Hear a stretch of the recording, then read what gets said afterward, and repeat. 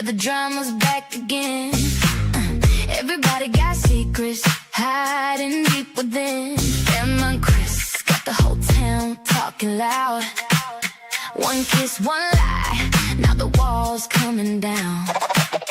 Every twist got us losing our minds. Every episode crossing every line. We're breaking down the fights, the tears, the shade. Who's telling truth and who just getting played? Welcome to Behind the Gates, where the love and the scandal never wait. Behind the gates, yeah, behind the gates. Every heart's a rumor in the flames. Oh, welcome to Behind the Gates, where the truth comes out when the night is late. Ooh, behind the gates. Let's talk about it. Grab your wine, come and sit with us tonight. Everybody smiling, but it cuts like a knife. Truth in the hallway, lies in the hall. One wrong word and it all gets loud. This was guys losing our mind. Every episode, crossing every line. We breaking down the fights, the tears, the shade. Who's telling truth and who just getting played? Behind the gates, where the love and the scandal never wait. Behind the gates, yeah, behind the gates. Every heart's a rumor in the flames. Oh, welcome to Behind the Gates, where the truth comes out when the night is late. Ooh, behind the gates. Let's talk about it. When the door shuts, everybody knows. The pretty little secrets start to show, and the whole town leans in close, waiting on the one thing nobody shows.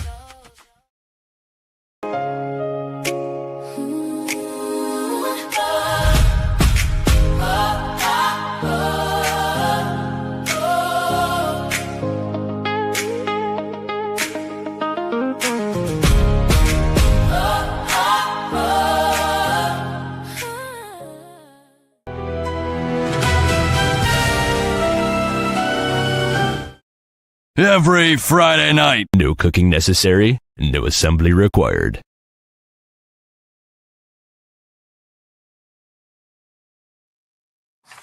Welcome to Behind the Gates, where we discuss all things beyond the gates. I am one of your hosts, Ursula, and I have with me Donald, Keisha, and Angela. Say hello, everybody. Hello, beautiful Hello, everybody. people. How did y'all week go? It was a week. Yeah, it was that. Same for me. It was that. All right, well, I ain't gonna hold you. Y'all going down watching, y'all go ahead and put your comments where you are watching us from, because we like to know where our audience is in the world, and then we can go ahead and get started. So, y'all, what did I say last week? I want somebody You were to right. tell me You were right. what I said last week. We talked about it. You said I it and broke you were right. down. You were right. That gal is that That gal. part. That gal is that gal. And who is that gal that we're talking about? We are talking about none other than Heather herself. Hi, Curtis. Welcome back. I hadn't seen you in a while. Hey, Noki. Power Rangers. Can we just give it up for the stylist for Heather in the scene? Because she was looking Okay, good. that jacket was banging. That whole everything was that. So yes, we did. Yeah. Yeah, Andre's side piece was looking good. Okay, so let's talk about this. Let's break this down, just like I said last week. Now we know. Okay, she sent this expensive bottle. We know that it had to be hand delivered, but I think that one was a actual delivery. I don't think she did that one. But she says, "I want to see you." We know she's already been looking, or somebody's been looking. Now she's here.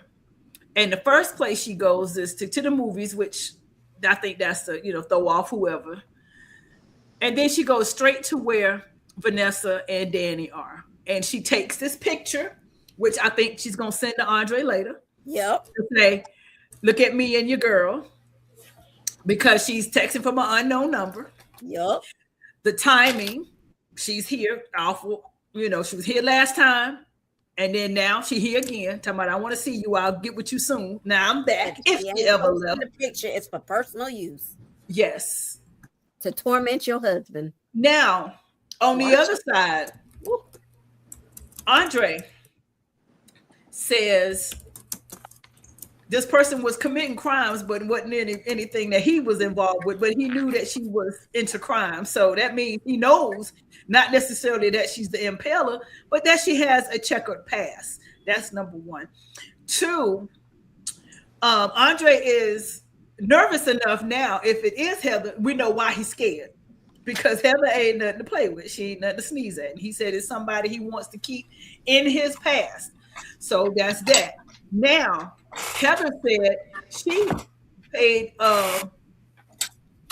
she launched one of the fashion lines. I can't remember the name of the fashion line for whoever it was, but she paid for that, which means that's probably how her and Andre met, because Andre was probably a photographer for this fashion house that Heather bought into and was laundering money through, probably.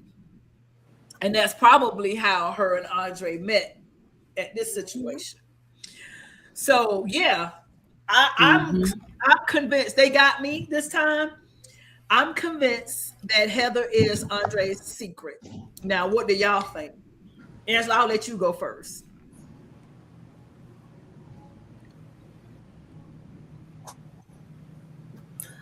I think you're probably right. Because, I mean, I didn't see it at first, but then when I went back and watched it again, I was like, you know what? It's like, why is she taking pictures? Why is she all up in Danny's face? I'm like, if she was trying to get to know Vanessa left. So why are you sitting there with Danny? And it's like, oh, Right. well, yeah, that made perfect sense after that. Yeah. Yeah, And- I agree. Yeah, go She ahead. is and then the other thing that I noticed, and I mentioned it Ursula earlier, that they tend to do is, if you notice with the camera, it goes scene to scene. It goes with Danny and Heather, and then back to Andre and Smitty. Danny and Heather, Andre and they keep bouncing back and forth between the two of them. Right. And it didn't do that into the second half of the show, because I was paying attention, because they did it to bounce around to throw us off. Then the moment Heather sat down with Vanessa and Danny, boom, that's when they started bouncing back and forth. And I was like, okay, so when you see Andre talking to Smitty, then you see Heather bringing the drinks to Danny, whatever. I'm like, okay, yeah, see, y'all showing it. And yeah. So, and we know that this mystery woman has him shook enough for us to know that she crazy, and we know Heather crazy. And that's what I'm saying, because that's the only thing that makes sense. Some random woman doesn't make you shake that I don't want to be involved. Like, okay, she's just somebody and I broke her heart. I'm sorry. But this is not a random woman. This right here is a crime lord. This is a mafioso boss. This is whatever she is. She top dog. And Andre is scared enough of her to be like, oh snap. And he thought enough about her to let me give a phone call to say, hey, this is what's up. Yeah. So I'm convinced they got me. If it's somebody else, they doing darn good. But I believe that it's her. I second your nomination. So we're sitting here on at 9:27 Eastern, 6:27 Pacific time on August the 7th, 2026 on the Behind the Gates podcast. We are saying that Heather is Celine, is Andre's ex. Which makes sense because, for one, she is soap opera royalty. Okay. She is a strong character, and it didn't make sense for them to bring her in just as the impaler. Right. And also, let's check this out now. Here we go. My Spidey senses are a Spidey. Let me go back. Let me pull it because I need to show y'all the evidence, because I am and was a film major, for those of y'all who did not know. And I know how to analyze films and tell you what happened without watching it. for the most part.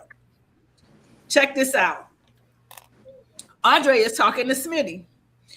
What is Smitty's story that he's working on? Who is he chasing? The Impaler. Mm-hmm. What color is Smitty's shirt? Shit, I don't know. Was that His one? shirt is Red. red. It's red. That means Smitty is in danger. The Impaler wants to kill Smitty. Danger.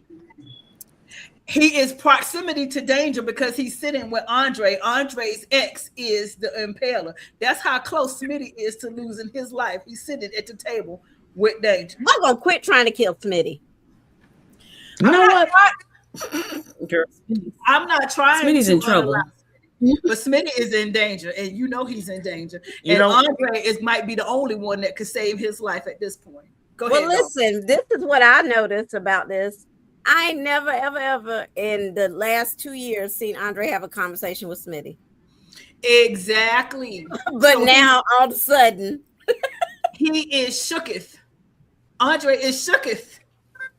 you feel like you close enough to him to tell him your business? No, he just want to know that I know he's an investigative reporter, so I need him to help me find out with his number. I need him to help me figure out how to trace this back, how to star 69, an unknown number. That's what Andre need to know.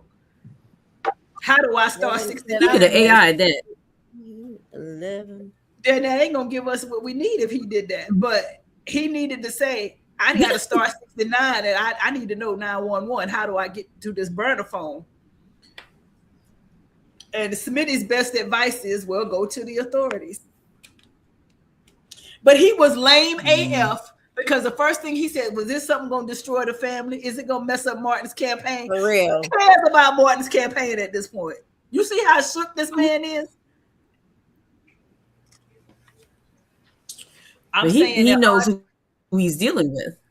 Yeah. Andre ain't shook about no ordinary broad. He ain't shook about no baby. He shook about, I went away and left this crime lord in the past and thought she was going to stay part of my past. And now that everybody knows who I'm married to, she knows who I'm married to. And now she coming for revenge. Because she ain't going to come just for a congratulations and a kiss on the forehead. She coming with an ultimatum. Oh, I just thought of her song. I'm putting it in our thing. Okay. You just gave it to me. Look at this. Now, Keisha said she was giving off prime Side piece vibes. side piece behavior. She done got cozy. Yeah. Yeah. First of all, how you end up at Uptown? Of all Exactly. places. Just because? Only 2 places there. Well, besides that fact, how you know that they would be there at that moment? That's what I'm wondering. Like, who are you? Well, we already know that she is just like her brother, so she probably got somebody tailing Vanessa. We know that she got somebody telling Or tailing Danny. and Andre, because remember when Andre and her was at the Uptown before, that person was peeking through the blind. You're right. She don't do her own peeking. She got a minion peeking for her. You're right. Yeah. Dang, Andre. Ursula, when it comes to nominations, I ain't even got to nominate nobody. I second your nomination. Yeah, okay. Yeah. And I said that No, before you your are third. quiet. What you got to say on this matter? I am in terms of your prediction in terms of Smitty being in danger. I'm okay with Smitty being in danger because it'll Ooh. probably put Martin into context. All he needs is one good scare. Well, really, both of them need one good scare because Smitty's getting too comfortable in his journalistic ways. True. That's just me personally. So Smitty needs a close call. He's about to get it. So He's about to get it. But Heather, I'm curious to see how Joey's going to meet his match Yeah, because she's he trying said to that kill him. Heather is more ruthless and lethal than he ever could. And look And at it's the way- Andre's face. And it's just the way that Vanessa is always trying to give Heather an out. That's Vanessa. Joey's warning. He knows his sister better than you do. For real. Absolutely. But here again, nobody listens. Be very afraid. Vanessa thinks she got more clout than she do, and she need to meet her match too. And Vanessa, you irritate me so much this week. Okay. Vanessa, let me tell you, I got beef with Vanessa though. Well, wait before we get there. Let's finish this before we go there. Let's finish this. Okay, my bad. Let's go there first. Andre, get on the floor. My issue is how many times did you have the open door and opportunity to open your mouth and say what needed to be said so that somebody could help you? How many times? You had the open door right here. And the fact that she told you straight up, whatever you did before me and whatever your past is, I am not judging you for it. Yet and still, he stood there and looked at her like a deer in headlights. And when Chelsea came in, he let it be. Mm-hmm. He was, soon as Chelsea left, he was supposed to pick it back up. Talking about, nah, I got to go and meet Unc at the club. Unc can wait. This is your opportunity to open your mouth. Because you not opening your mouth, you know what has happened? You have put your girl in danger. Your past is sitting at the table with your wife, who is unsuspecting. Now, if she turn around and unalive her or bang her in the back of the head with a baseball bat, it's your fault because she didn't know it was coming. Right. You mean to tell me you ain't got a picture of this woman in your phone in your studio somewhere that you can say, this is my past, and Danny, I think our past is coming to our present, and I think she's the one that sent us this bottle, which is why I didn't want to drink it. And this is what she looked like. And if you see her, she here.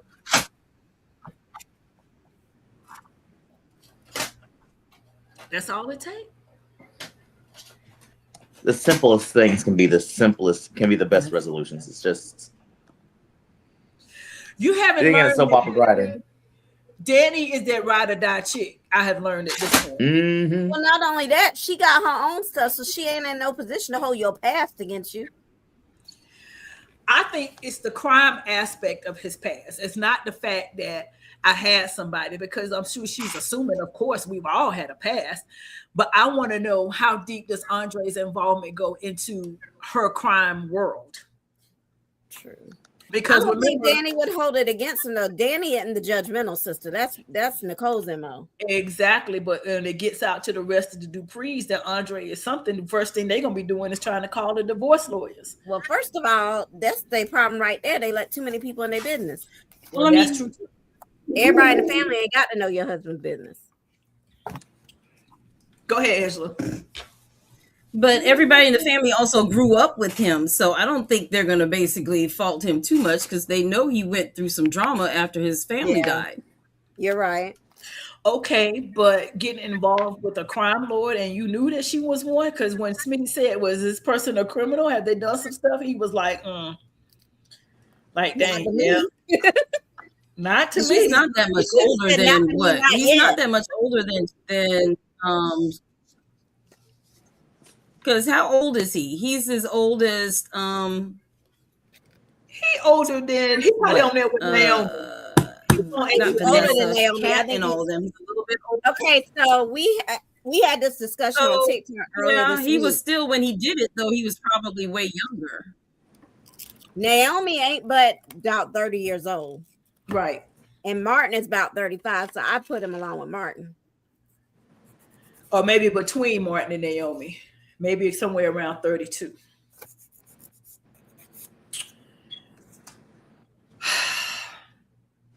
He's definitely younger than Martin, because Martin remembered his parents dying and him coming to stay with them. That doesn't mean he was younger. Well, still, I don't know. So I think he's younger. Who He does knows? stupid things. But crime, you do stupid things when you're young, and I don't see Danny marrying nobody under 30. I mean, look, there's a lot. They all had an issue.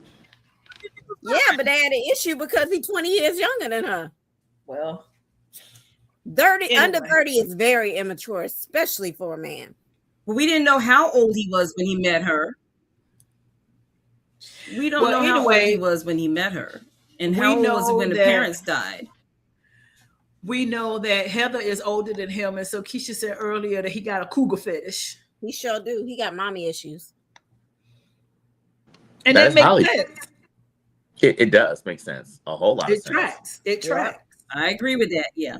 Because when someone loses, and Ursula could be able to touch on this in terms of her being a counselor, whenever someone loses either one parent or both of their parents at an early age, they always try and find a sliver of that parental essence they feel like they are missing and craving in an intimate partner. So it's going to be one or two things. It's going to be that, or it's going to be, I don't know. It's going to be one of two things, Donald. It's going to be, yes, I'll try to replace them, or I don't want to get close enough to nobody to feel that kind of hurt again, so I don't want anybody. And for Andre, it probably was a combination of the two, because he went from lover to lover to lover to lover, then latched on to Heather. Mm-hmm. So it's yeah, that's it. Yeah, I agree, Curtis. I think Heather and Danny are about the same age. And that would explain it. Why they both like Andre got him turned out. Andre, boy, you in danger. You are in danger. All I know is this. It looked like next week might be your window, bro. You might better jump in there and get your forgiveness while you can. What? But speaking of that, let me go here and say this. Wait a minute. Damn, Sean. Haley, you missed it by a couple of hours, girl. You almost had him on the plane. You almost was in there. You missed it. You timed it wrong. You missed it by just a couple hours. That nut said, let me go to the office first, and I will meet you at the airport. And lo and behold, he didn't make it. Mm-mm. Timber. The tree fell. And see, I was hoping to save this for things that make you go, but I think it's going to be appropriate for this conversation. Okay, go ahead. Have you noticed how protective Caroline is of Bill? Okay, I said that before we came on the air. Because Bill and Caroline, what you got going on, child? I said, I think that is more than my work husband or my boss. I think she got some unrequited feelings for Mr. Bill. And even then, let's say this. Let's say Bill and Caroline has never done anything. I think there may be a little bit of jealousy that Caroline may harbor because she's covered so many of Bill's infidelities. That part. But at the same time, he has never made a pass at her. That part.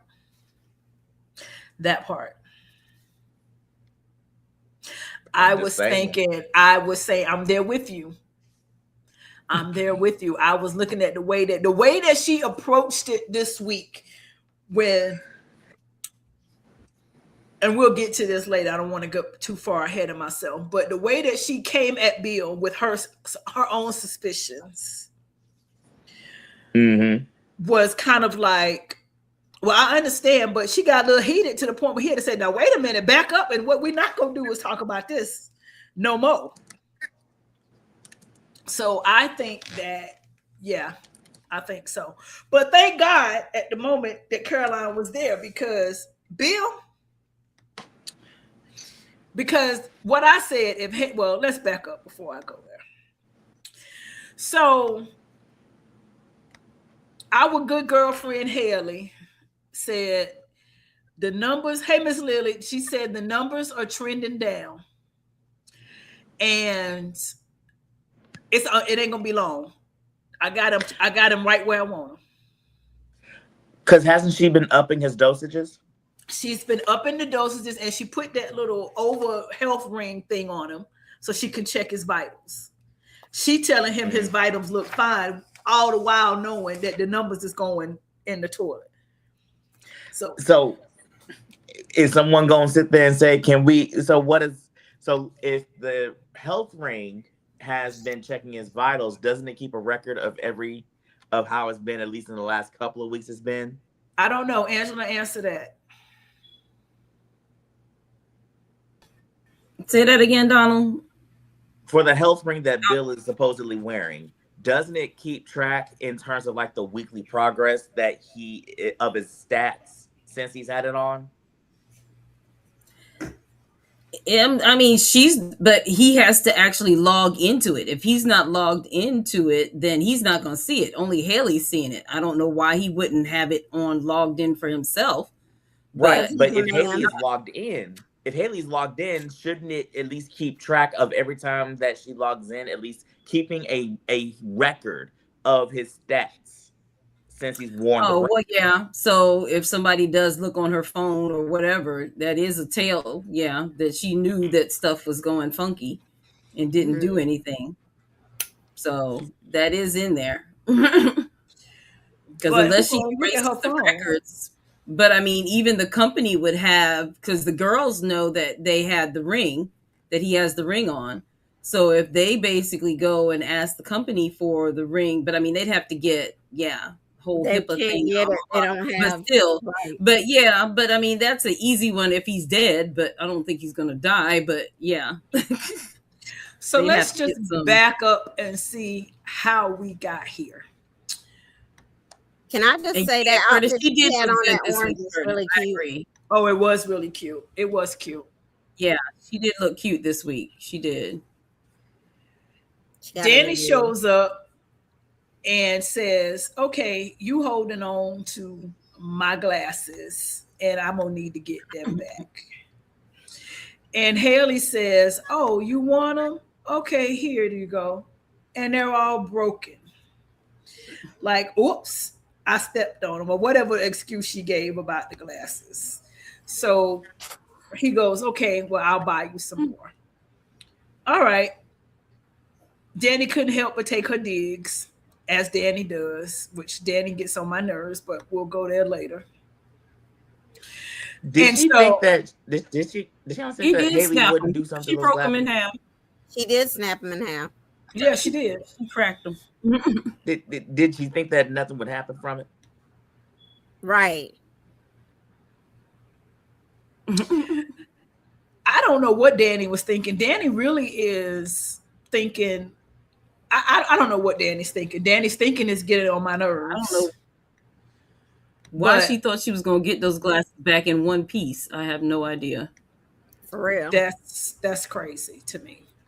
But they have this confrontation, and Haley, like I said, is steady trending the numbers and doing whatever she needs to do.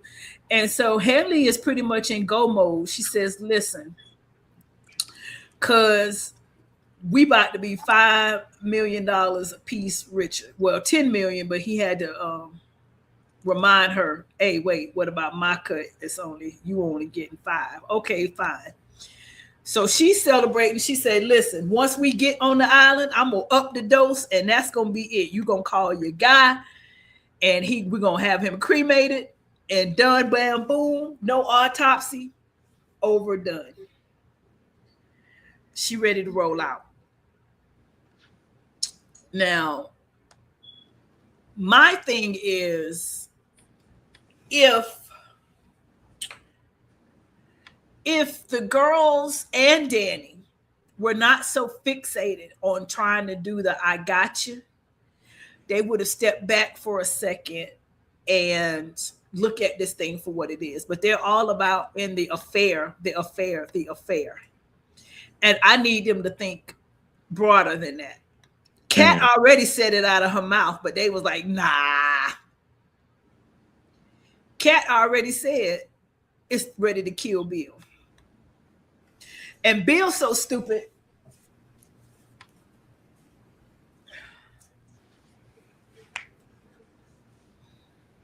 What do you get when you put a glass of milk in Bill's hand? Milkshake. A milkshake. Milkshake. That's what you That ain't funny. That's bad. He is playing So- that. He really is playing very well. So for some reason, at least on my end, it must be my connection because I'm hearing it's coming in and out. I don't know. Oh no. For some reason why.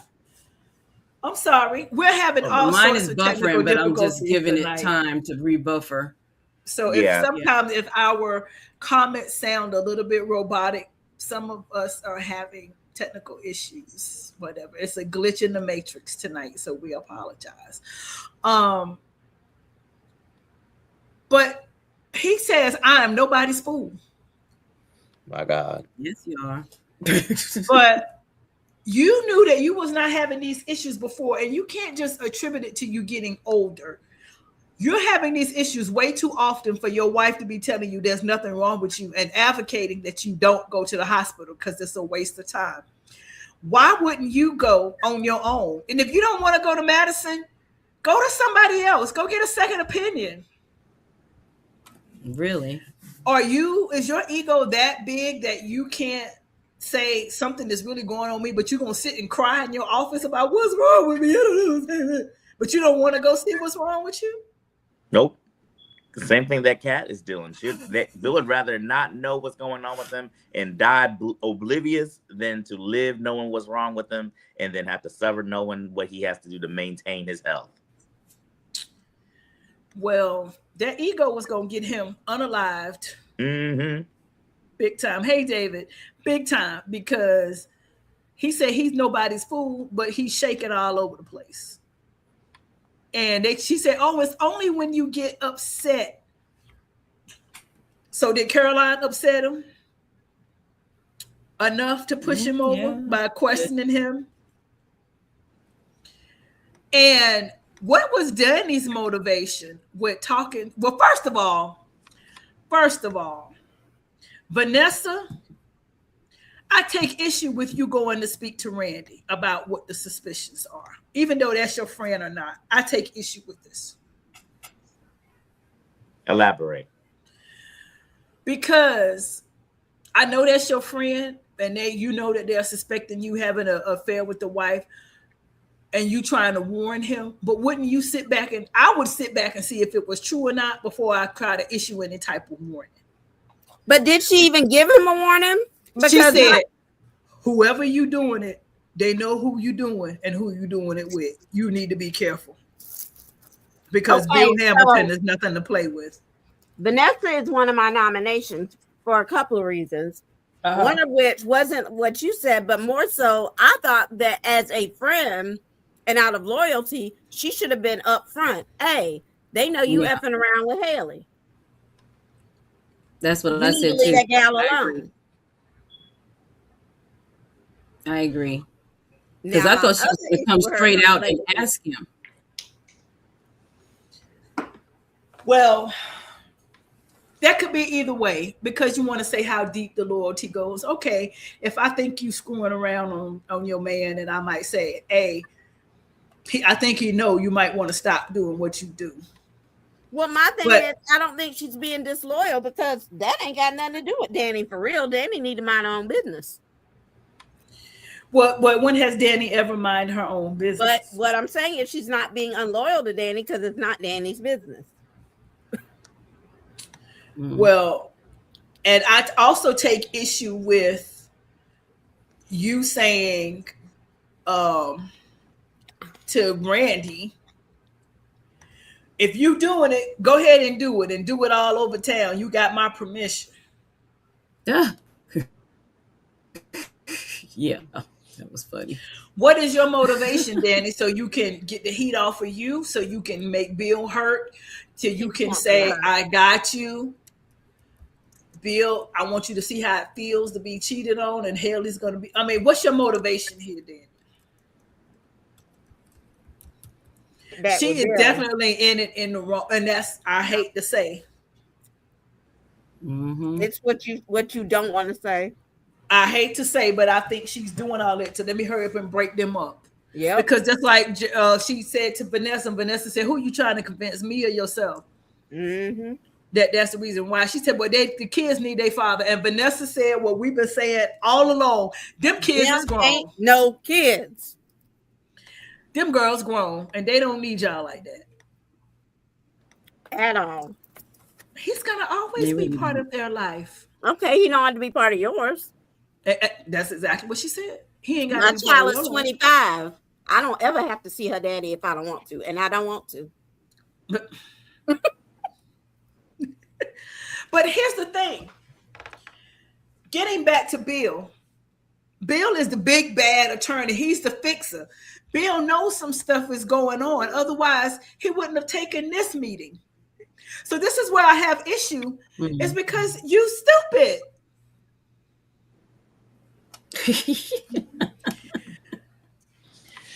You went all the way to Zoe Armstrong to say, look after my family if something happened to me.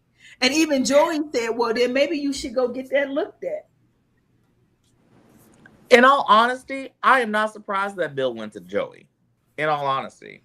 Okay. Because I don't see him trusting, I don't see him going to Vernon with this. No. Because Vernon's really going to go and tell Danny about it, and then or tell Anita about it, and it's going to raise a whole bunch of discussion. And he's not going to talk to Ted because even though they're both ex-Dupree adjacent husbands, he's not going to tell Ted about it. Plus, they ain't cool like that. Joey is the only logical person that I see Bill having that kind of one-on-one conversation, because even though they're not necessarily friends, quote unquote, they have an understanding of each other in terms of what they do. Okay. But again, if you got to go to Joey and say something might be happening to me, what's happening? Wouldn't you want to look into what is going on? If you go to the point where you're making arrangements and think I might be dying, you that stupid and scared of doctors that you're not going to go and figure out what's going on. Even if you got to do it on the low, you are Bill Hamilton. How about you go out of town one day, catch a flight, nobody got to know, and go get a second opinion somewhere? Like, I'm not understanding the ego of this man. Like, I'm really flabbergasted. My flabbers are gasted as to how he can be so nonchalant about his health, and you let this little teeny bopper of a wife tell you, "Oh, you fine." Every time he say, "I think about this," well, that's a waste of time. What? He ain't gonna find us. It's Go ahead. Bill's Angela. character Now is that the is manly man.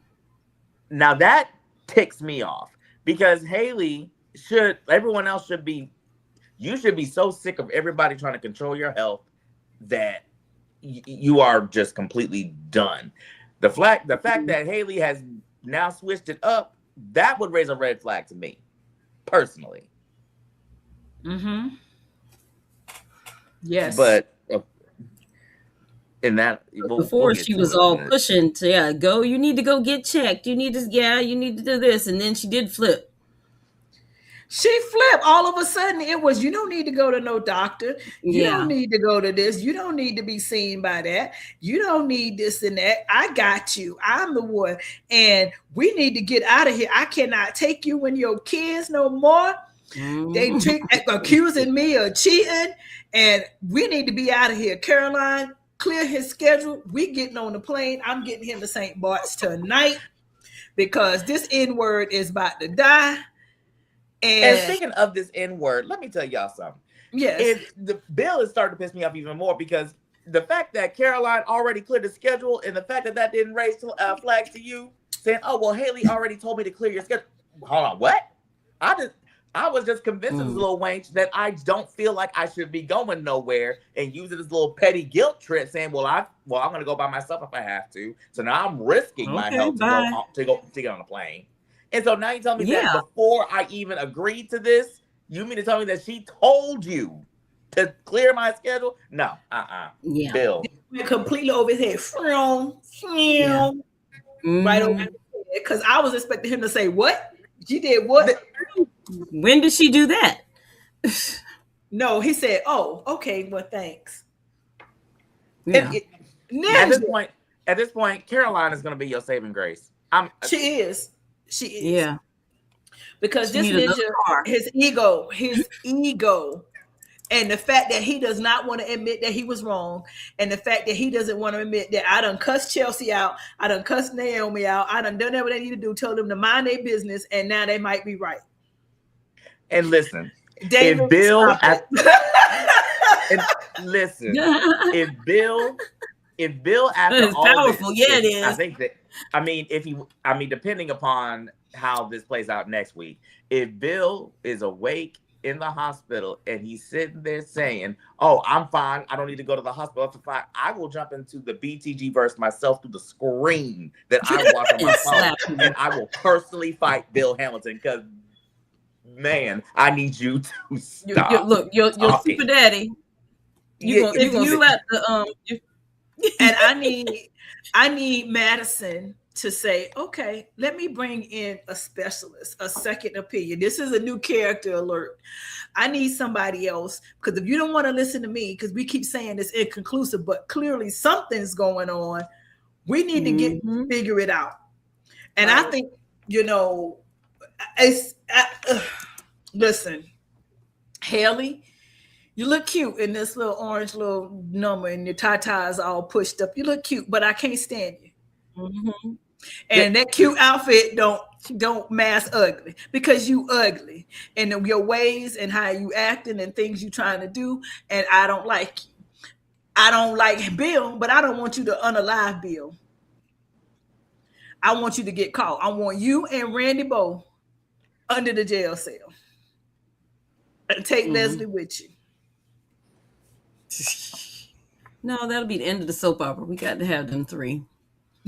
I mean, I'm just saying, can we wrap this story up? Yeah. I mean, we wrap it Yeah, up. I do. I am ready to wrap. Yeah. I'm ready to wrap it up. I'm ready for them to decide and to see what Haley is doing. And I hope it come out. But the thing is now, when it comes out, and here's the part that Keisha don't want to talk about. When it comes out, what is the fallout of that conversation? We had this conversation on TikTok this week, and there's a lot of theories, but there's one that I like that we collectively came up with. I want to bounce it on y'all. The idea is, you know how we keep having these scenes with Haley and Leslie, and Leslie keeps telling her, "You don't want to be friends. You're gonna need me someday. You're gonna need me someday. The day is coming." And I don't know what she gonna do, but Leslie gonna be her saving grace to keep her out of prison. Because it's gonna come out that she tried to unalive Bill, and Leslie doesn't like Bill, so she's gonna say, "Kudos, now let me help you get out of it because you tried, but I told you I could help you." That's interesting, because Leslie is not one to befriend and go for Bill at all. So, and I don't know, I don't know if that's how it's going to play out exactly, but I just know that they keep what is it? At least 3 times now she's told her, "You're going to need me. You're going to need me. You're going to need me. We should team up." But she also made an enemy out of her the last time, so that could be the nail in her coffin. It could be. But I tell you what, who better throw in the bus if they know what I know? Randy, because let me tell you something. If she get away with it, she ain't about to give you that money. She keep conveniently forgetting every time she does her calculations about your cut. She sure do. He had to remind her, "Oh, you mean 5 minutes? Oh, yeah, I got you, cuz. But yours gonna come from such and such cut offshore, and then that's what the cut you gonna get." Randy, you're right. You're not gonna see a dime of that money. You ain't gonna never hear from her again. And if Joey find out you was involved in all of that, and that's what you really was doing, Randy, you're gonna be gone too, right with Smitty. She just need to cut her losses and go on to Genoa City. Take the little bit of money she already took out the account, because even though he said she moved it, she didn't move it back. No. And he didn't say, "Where's that money? Put it back." She said, "I just moved it to my account." So you got that money. Then she was already talking about the other ring back, didn't she? She got the new ring back. She didn't get the other ring back. One. She didn't get it back. Lynette kept the ring. Lynette kept that. I was thinking that Randy maybe took it off of her though, before he offered her. Maybe Randy got That's it. still in the ring. Maybe Randy might have it, but he can't pawn it. Everybody, that ring is too high. But she talk about getting a house and getting whatever. Now he told her, don't be greedy. Just go with the money that you got. But she already got that. What was it? $100,000, $200,000 from the bank account that she moved over. Mm-hmm. So, girl, like And I then said, didn't cut she your close losses out and the move. money for the kid? Didn't she take that money too? That's what we talking about. Well, no, I'm talking all- about the that was money that more she than had that, though. moved there that she was going to pay Lynette's down payment with. Yeah, that Right. was that Yeah. money. Yeah, That I'm was saying that she money. moved No, I to thought her. it was Yeah. money for the kid that he put up for. Right. That was the same Yeah, amount. that was that money. But he made up, she's talking about, okay, so we're getting it mixed up because she had that Yeah. money that she was going to use for the next thing. That just came straight out of Bill's money. Then she has the $10 million insurance policy on him when he dies. Yeah. Then there's also the money that they put up for the college fund. That's not the money she moved for That. Lynette's thing. She I took thought that was the money she No. moved because listen, No, that's what I was saying. listen, hear me out now. Okay. When she moved the money and he asked her about it, she explained it as, oh, I closed the college fund because it was too painful to think about the baby that we lost. Oh, That is true. Maybe that's it. Okay. Well, maybe that's it then. So how But much what was did in she do with there? that money? That was still not the same 200 grand that she had for Lynette, was it? That's I still think that's why she did it. She was going to take that money and pay Lynette's down payment Yeah. with that money. And then it didn't happen because Randy got rid of Lynette. So she just took the money and put it in her savings because he was like, well, then why wouldn't you put it back? Or why wouldn't you tell me? And Is so she Lynette just really moved back. dead? It would be in her best interest at this point, in both of their best interests. I think she's gone. I think Randy, because he can't have nobody messing up his bag. I'm still wondering if Randy undercover something. I have given that up Jody. now. I have given that up. Nah. I have given it up because Randy seems as though he has a conscience.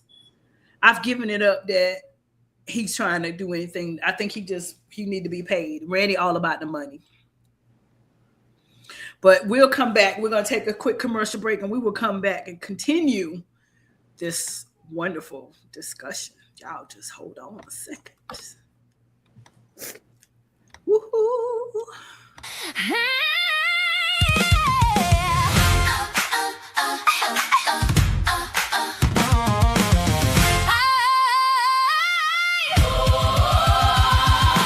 Hold your seat, don't move. We're cutting to a break. 15 seconds later, I'm back with the gate. Popcorn gone cold. You still got your grin. I got a little detour. Then I slide back in. Wait, don't touch that dial. I'll be through the noise in a minute, child. Behind the gates, we'll be right back. Behind the gates, then we snap right back. Right back. Keep your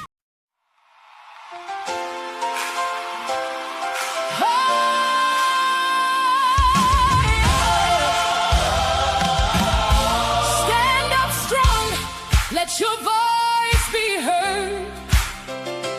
Hope and justice in every word.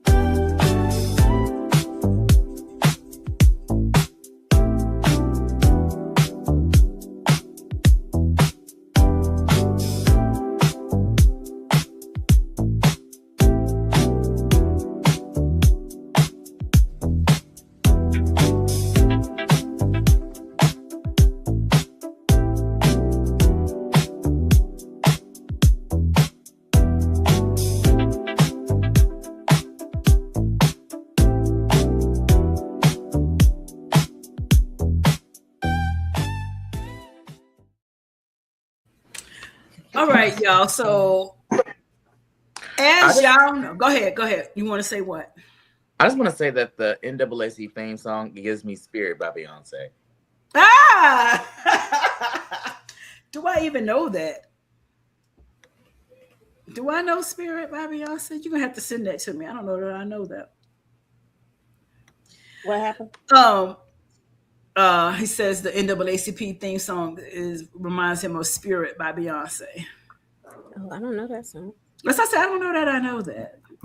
But it's all good. Anyway, y'all, I just have to say that my week was made. And my week was made because there is a particular BTG relationship that I have hated from jump. Amen. I have thrown up in my mouth several times. And this week, I think I can finally just be done. I hope. But let's just start. I just want to say for the record that while Ursula had her win when it came to the whole Heather and Andre situation, I had my win. Okay. When it came to this whole thing. Mm-hmm. I said, because everyone, for the ones that were saying they were Team Carlton and Nicole, I said, nope. That ain't what she want. That ain't her speed. Listen, I had my victory on this week. That has never Because he's wanting to get married. That has never been the stance of this podcast. I'm talking about the ones for in the streets. Oh, yeah. The ones in the BTG streets. Yes, sir. They definitely were.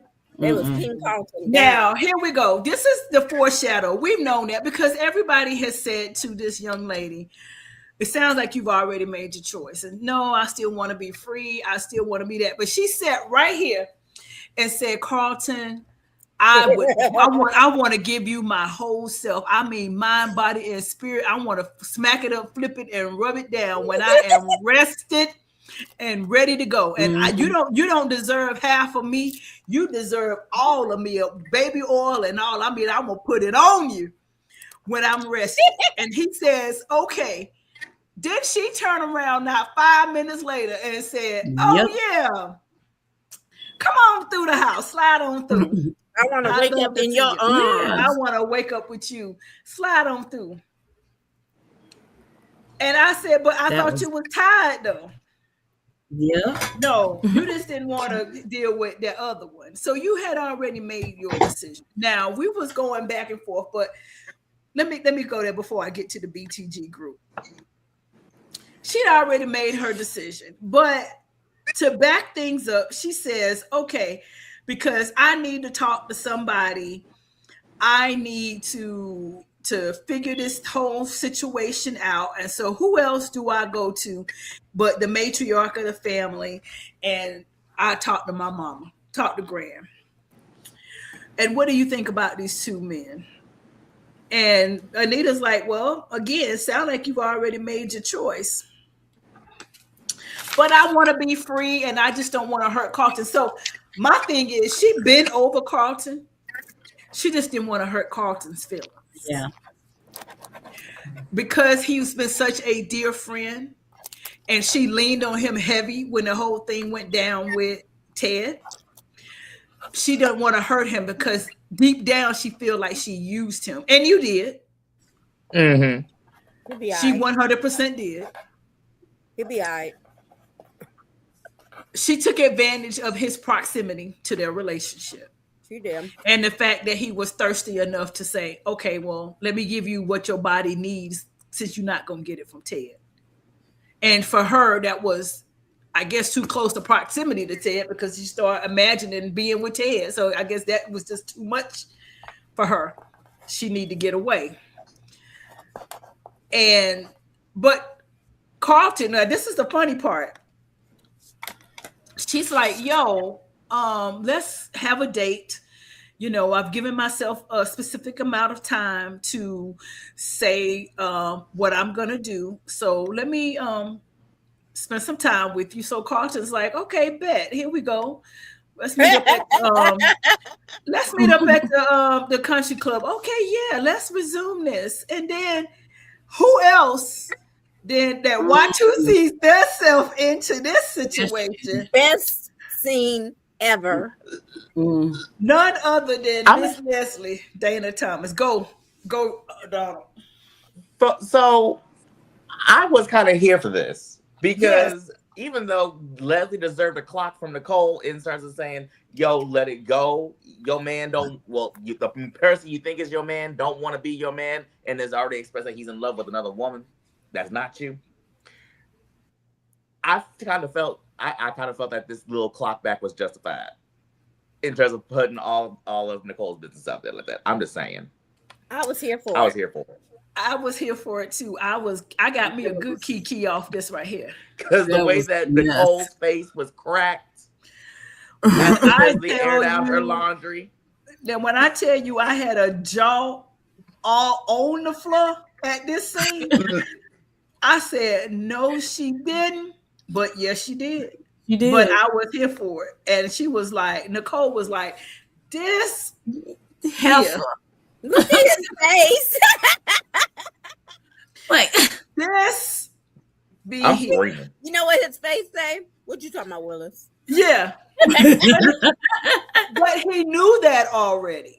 Yeah. He but didn't know he put was it out there even further. living up in the house. He didn't know he was living there. You are absolutely right. But he did see them hugged up at the elevator together, leave together after she told him he was tired.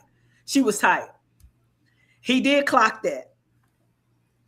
But Leslie said, oh, Carlton, in case you didn't know, let me tell you. Because I've been talking to the son, and the son said, so I got firsthand that he with her. And oh my word. So Carlton says, okay, well, I got stuff to do. I'm going to leave you alone. And we're going to step on up out of here.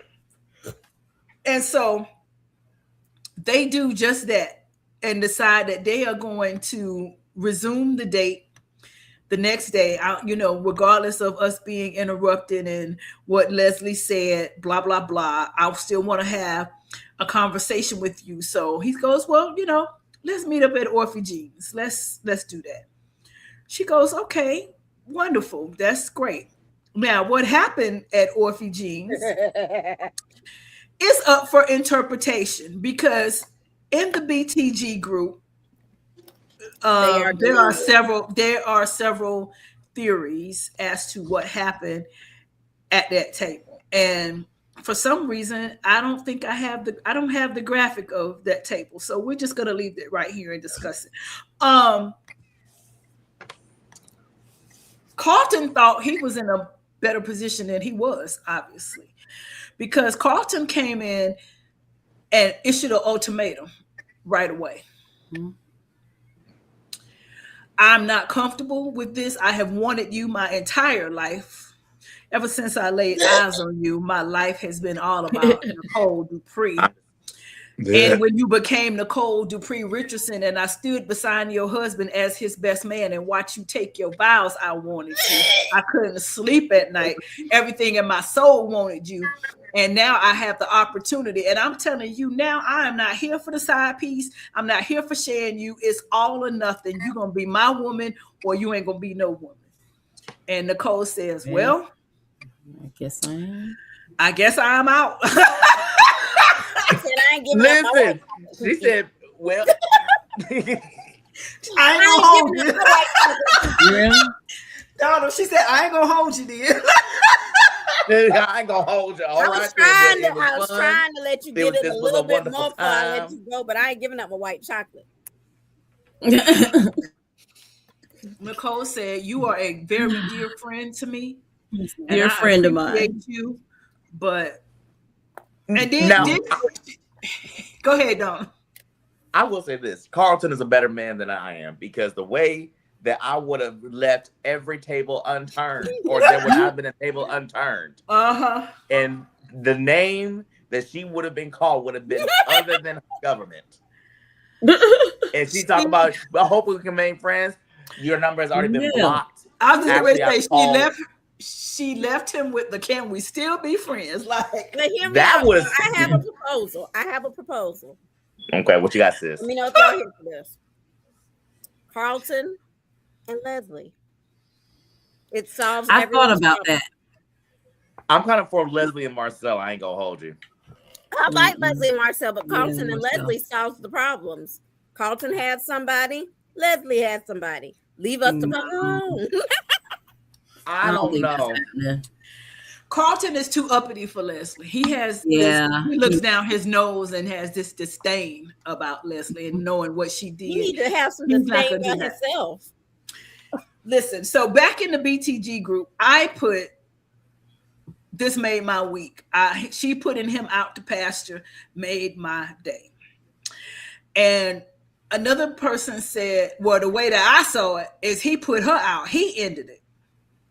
What episode did we watch? Yeah, he did kind of. He said he wasn't here for that episode. I was asleep. I must have missed that. because he started with the first. Let me go watch that again because I didn't see that one. In my opinion, Carlton made it easier for her to walk away, but he didn't say. But he gave an ultimatum that did not go his way, so that wasn't him breaking up with her. Because he could have said, Nicole, I'm not here for what you're doing. When you decide that you won't just me, come back to me. That's breaking up. But saying, I'm not comfortable with this. I want us to be all exclusive. And her saying, well, bye-bye. You know that little meme of Annalise Keaton get the little bag out the floor? Mm-hmm. Yep. That's exactly what happened. That's exactly what it was. Well, all right. Nice knowing you. Thank you. Because my thing is, by Go him ahead, Keisha. saying that just gave her an excuse. It's like, okay, cool. Yeah, he made it easy. Making it easy. Because she I was had already only made there. my mind up. Now She it's had on you, all. bro. She just didn't want to hurt the friendship. She knew how sensitive he was because he has been waiting for 30 years. Well, then this is the thing. If you didn't want to hurt the friendship, why would you sleep with your ex-husband's best friend? I think that was the get back. Husband. That was the get back. That was let me get my list back with somebody that's gonna hurt you. And he saw his chance and he jumped at it. I think he knew that she might not actually stay with him, but he was like, "This is my chance to actually get there." For so, her, it was the get back. like he said, he shot his shot. And so that's what he was doing. He was convenient, and it hurt her husband. That's what she wanted. And see, this is for me why Nicole is a nomination for me. She's not my top nomination, but she is a nomination. Because you want to sit there and tell your mama, well, I don't want to hurt nobody. Girl, you hurting people either way. You playing a dangerous game. You playing the end Playing game. the same game y'all play, so stop. You playing the end, not end, you playing the end game. And in the end game, you have to prepare to either get burned or burn somebody. You cannot be the savior at the end of the day. That's as true. a psychologist, she should know. Now, I want to hear from all of the men in the chat. Are you really here for? I don't care how bad you want this woman. Are you here for your woman? Pieces of her here, pieces of her there. I don't know who she with this week. She might be here. Carlton clearly had a problem because he done called her out on it more than one time about her hoish ways. Yeah. And she done took offense to him saying it. He's very, look how he looking at Leslie, the judgment, the stain in his face. So Carlton's like, you trying to tell me the woman that I have been fiending for 30 years is a lollipop that she letting everybody lick on. She's a lick it lollipop. You for the streets. You for the streets. She for the streets. And not only did she let me in, she done let this one in, and who knows who else might be next. And I got to watch her, and then her chastise me and smack me on the back of the hand when I get jealous about it. She got the nerve to say, now, this is my life and my coochie. I give it to who I want to. And Can I get that on a shirt?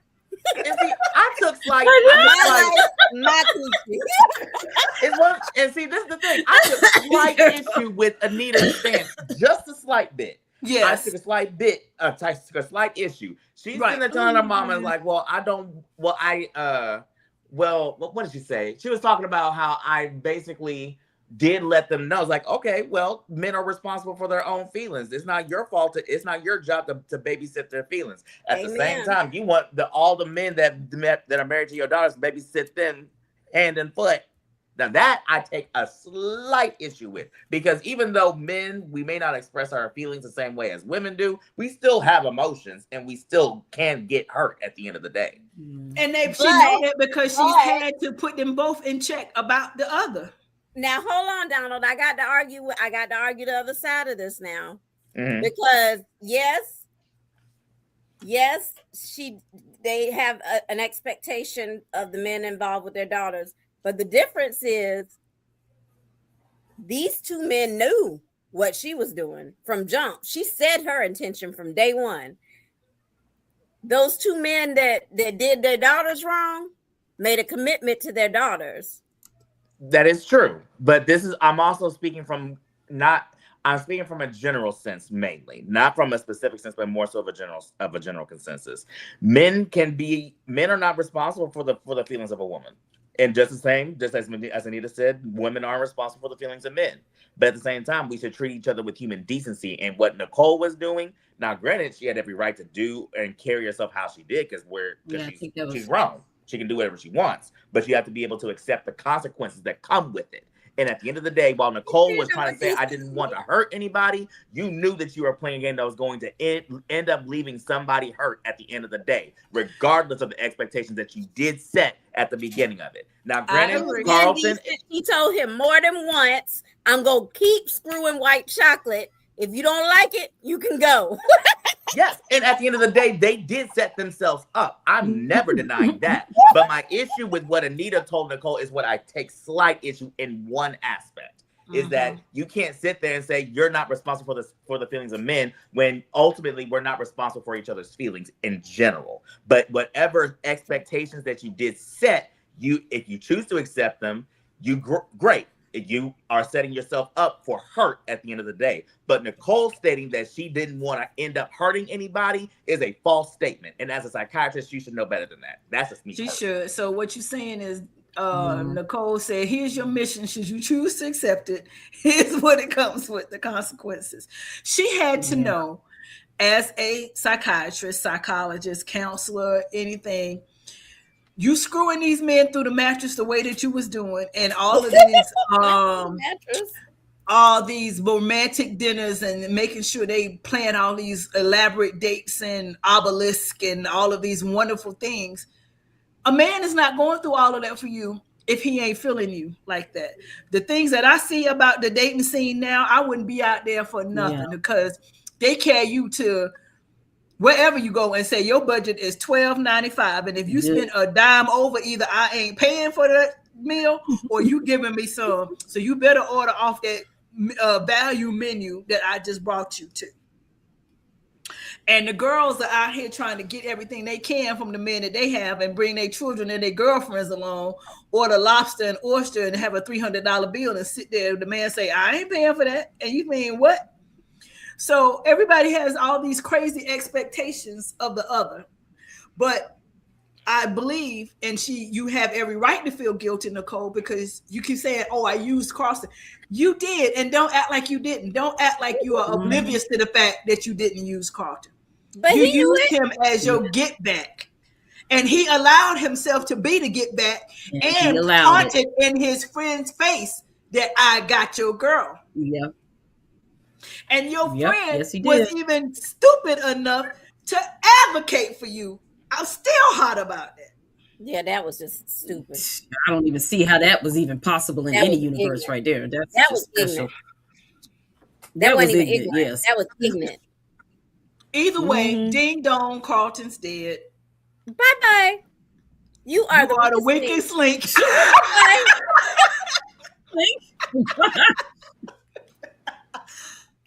Now, this is Kyle. Goodness. Kyle's reaction said, oh, well, you ain't got to say no more. I ain't going to listen to you break my heart. I'm going to get on. I ain't going to hold you. Let me get on out. I don't blame Kyle in that. I'm like, I ain't going to sit there. I was like, I'm out. Kyle said, this could have been an email. You letting me down? You ain't got to sit me up for the okadoke. Have y'all heard the rumors that Greg Vaughn is leaving the show? Huh? No. I've heard a No. rumor. I have not verified. There's no verification of it. It's just there was a post that he did, and the post said something about the next chapter or something, and it's Well, leading. maybe he means the leaving. next chapter with him and Nicole. That's what I'm hoping it meant. Because But I there, don't see him bringing him to the show and then he leaving it quick without some type of contractual agreement. He hadn't been here long enough. well, the rumor is that he's going back to whatever soap he was on before, but it's also that they've already picked a replacement. I don't know how true it is. Like I said, it's just So a not getting rid of the character, but him himself might him be himself. I hope it's not true because I love Kyle as he is. I don't want to see Kyle change, and he fine. So there's that part. You saw how long it He's took us to easy on get used to eyes. Keith Robinson. Yeah. Yeah. Kyle is easy on the I eyes. didn't like old Ted, so I was fine with Keith Robinson because I love Keith Robinson. I was fine with Keith Robinson too. I just when they came in, they didn't get his wardrobe right, and they had No, him in they them had two him big back up suits. for a minute. Now they got him straight. No, he I good to still go like now. Thank both. the I Lord, like the both turtleneck characters, is but retired. yeah. I just don't. Rest in peace. I just want her and Kyle to give it a real go, and I don't want it to be a situation where they get rid of Kyle and then she relent back to Carlton because Carlton would gladly take her. If he does, I've lost all whatever little. Actually, no, I lost all You have respect I ain't for got everything none. with Nicole after Nicole's You have divorce. So respect yeah, no. for him? I'm gonna say there is no respect for Carlton, and that's the thing. And okay, so getting back to the BTG group, not only was it said he broke up with her, but it was said that the only way he could make a move in that 30-year obsession was if Nicole allowed it. And yes, she did. So I also take issue with her in the fact that she didn't find that creepy. There's no way I'm going creepy. to sleep with my husband's best friend. Yeah, Whereas that's creepy. I might be comforted by their best friend because their best friend has proximity to know what we're going through. So he may offer me a different perspective because I have turned in a situation of infidelity and hurt to a best friend to give me the perspective. But I never thought of actually getting with the best friend. I just said, I think it was like you said. It was one, she was hurt. She was embarrassed. This was her get back. Yeah. yeah, that's all I think it is. And I think she didn't even consciously realize Realize you did it. it was the get back. But once she got more and more with Kyle, she realized I don't want to be with Carlton. He remind me too much of Ted. I don't want Ted no more. We've been trying to That's tell why you she that, was girl. dreaming Why about wasn't you Ted while she was with him because it Why was too wasn't you listening? familiar. We've been telling you that, girl. I mean, she was with him. He was with her at every Dupree function. I don't remember her taking Carlton to no function except for Doug's funeral. Yeah. He went to one. To Doug's funeral. That was it. And then he went 'Cause he- over there and asked Vernon, can I be with your daughter? And Vernon laughed him up out the living room. My daughter didn't Yeah, say she wanted to be remember with that? you. Yes. That was funny. I mean, and that It was was thirsty. weird.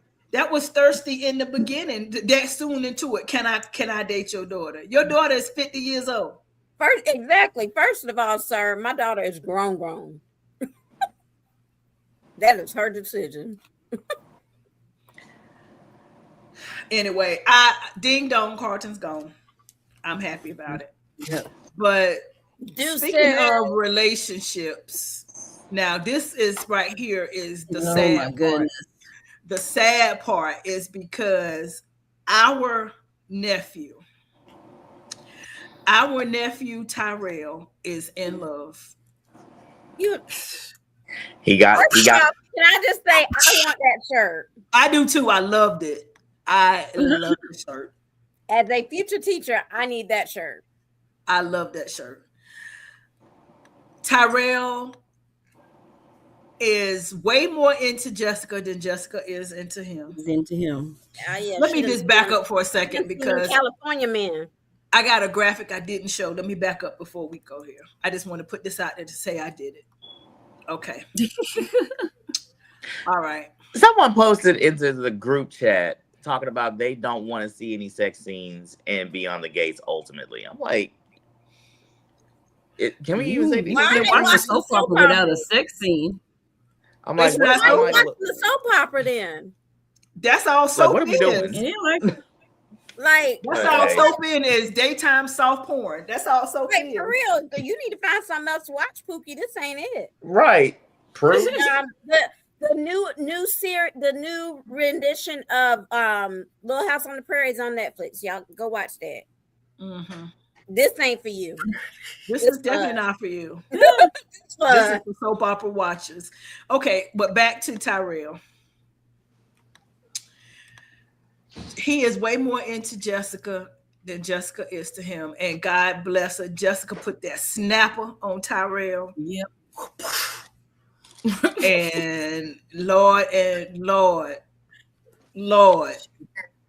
He is whipped like a whole nother Because he whip got, I ain't never seen before. you mean to tell me, so he's one of those people that you lose your virginity, you just get sprung. He's seriously You was sprung. sprung. So first piece. So ooh, poor baby. Well, once what's the name explained like how he did with June, it made sense. I get it, but also she been telling you all summer. She told you the night of the cotillion when she gave it up what her intention was. And she also said, I want to be free. And she said, guess what? I went to spend the weekend at UCLA and them 5 ninjas on the West Coast and going to the parties with my roommates and seeing these people that I went to see them step and I saw them cues bending back. I ain't thinking about Tyrell.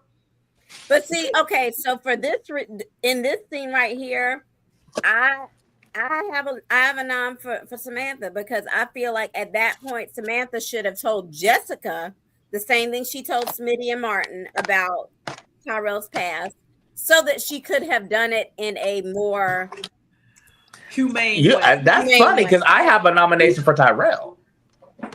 In all honesty. Yeah, that's right. I did until I heard the backstory. Listen, Donald. No, she Jessica still needed had some Sigma punch at UCLA. Yeah, she had some and of that. It was punch. she had that some Sigma Sigma punch punch. is the truth.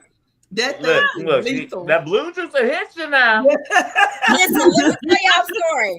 When I graduated high school, I went to North Carolina A&T. Before I got there, my daddy is an Aggie, my mama is a Bell.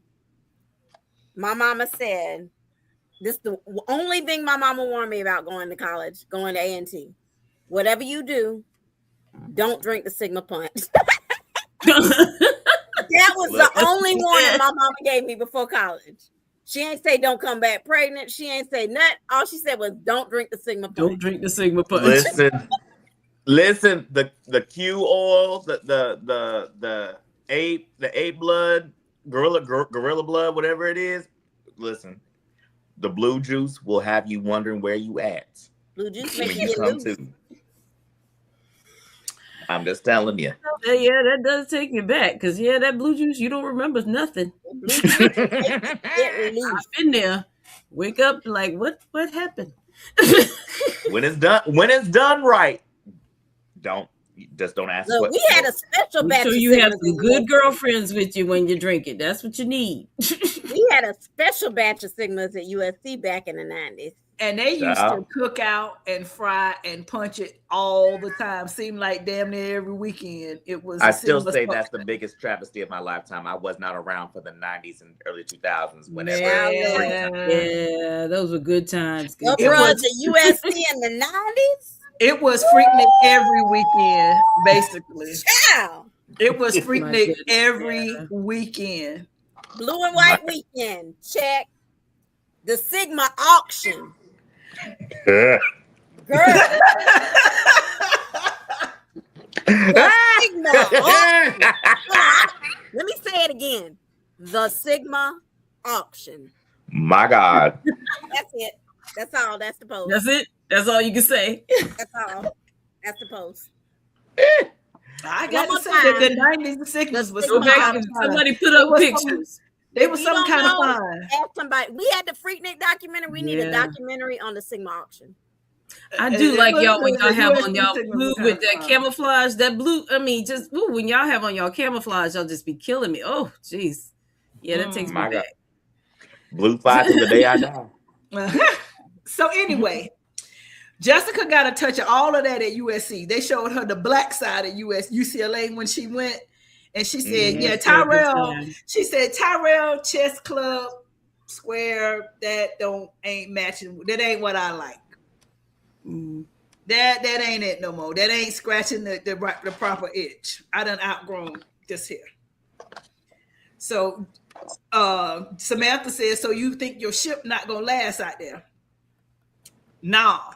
Meanwhile, this dude talking about every single weekend I'm going to LA to be with my She said woman. she's gonna be at the auction. She ain't got time for that. Yeah. She ain't thinking about you. You're gonna get off the plane and be left at the Not. airport. For real. You're gonna be knocking on the door and be like, "Where's she at?" She's I'm she gone. here. No, it's gonna be you. You got what I need. Got what I need. But you say he just He's just a friend. He's just oh, a friend. baby, Oh, baby, got what I need. That's exactly what about to go down. These two don't know what to do. They don't know what to say. They just lost in the Jessica gonna sauce. save him. Jessica got him straight. So, But they had point. Who paying for this cross country trek every weekend? Every weekend. Because you on my pocket. He got mad. mhm. Now that was the audacity of you to get mad to think I'm gonna buy you a plane ticket to fly across the country every week. Every weekend. No. And them tickets, especially last minute, unless you plan on buying them now through then, you still 500, 1,000 plus every weekend. Now I know your daddy is a Dupree, but he not dropping money like that. No. No. If any No, he's decent not. parent, no You gotta matter pay the for a status, campaign. no, any decent parent, no matter the status, would have said, no, absolutely not. I'm not sure what you think this is, but it's definitely not what it's gonna be. I might let you go once a quarter. Mm-hmm. Maybe not even once a month, because that's still a lot. Once a quarter, and you can work and work study position to save your money. I might match what you save and get you a ticket once a quarter, like, and then you see her at Christmas when she come home.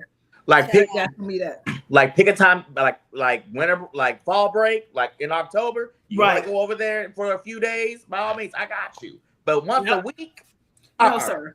That's what Zoom is for. You better get on the Zoom. Ursula. Let's just be for real. That it would have never happened because first of all, I'm still a virgin. My daddy wasn't paying for me to go see no dude. You know how? Okay, when I got to USC, you remember I used to dip out maybe once a month and go up to Greensboro, the A&T. And did my parents know where I was? No. I went over to Rent-A-Wreck and I rented a car. Rent-A-Wreck? Girl, I had a couple of cars from the Rent-A-Wreck, girl. I know the Rent-A-Wreck. I wrecked one of the Rent-A-Wreck cars. To go see my little Kappa boyfriend. Broke off, come home. They wasn't none the wiser, but when he rent me a car so I can go get broke off by my boyfriend. Nah, that would never happen. He's still real green to think that was gonna fly. Look, Keisha, even when you didn't go out of town and you was on campus, they still got calling my number. Oh, Keisha, you need to call them back. They don't call me. Right. Why I still remember the phone number to your mama house. I done had to play that number pretty time. 3-way call to get you on. Girl, please. Yes. So Tyrell tried it. He tried it to be on the up and up. But like you said, the audacity to be mad that somebody not dropping coin like that for you to go cross country. Oh no. What happened?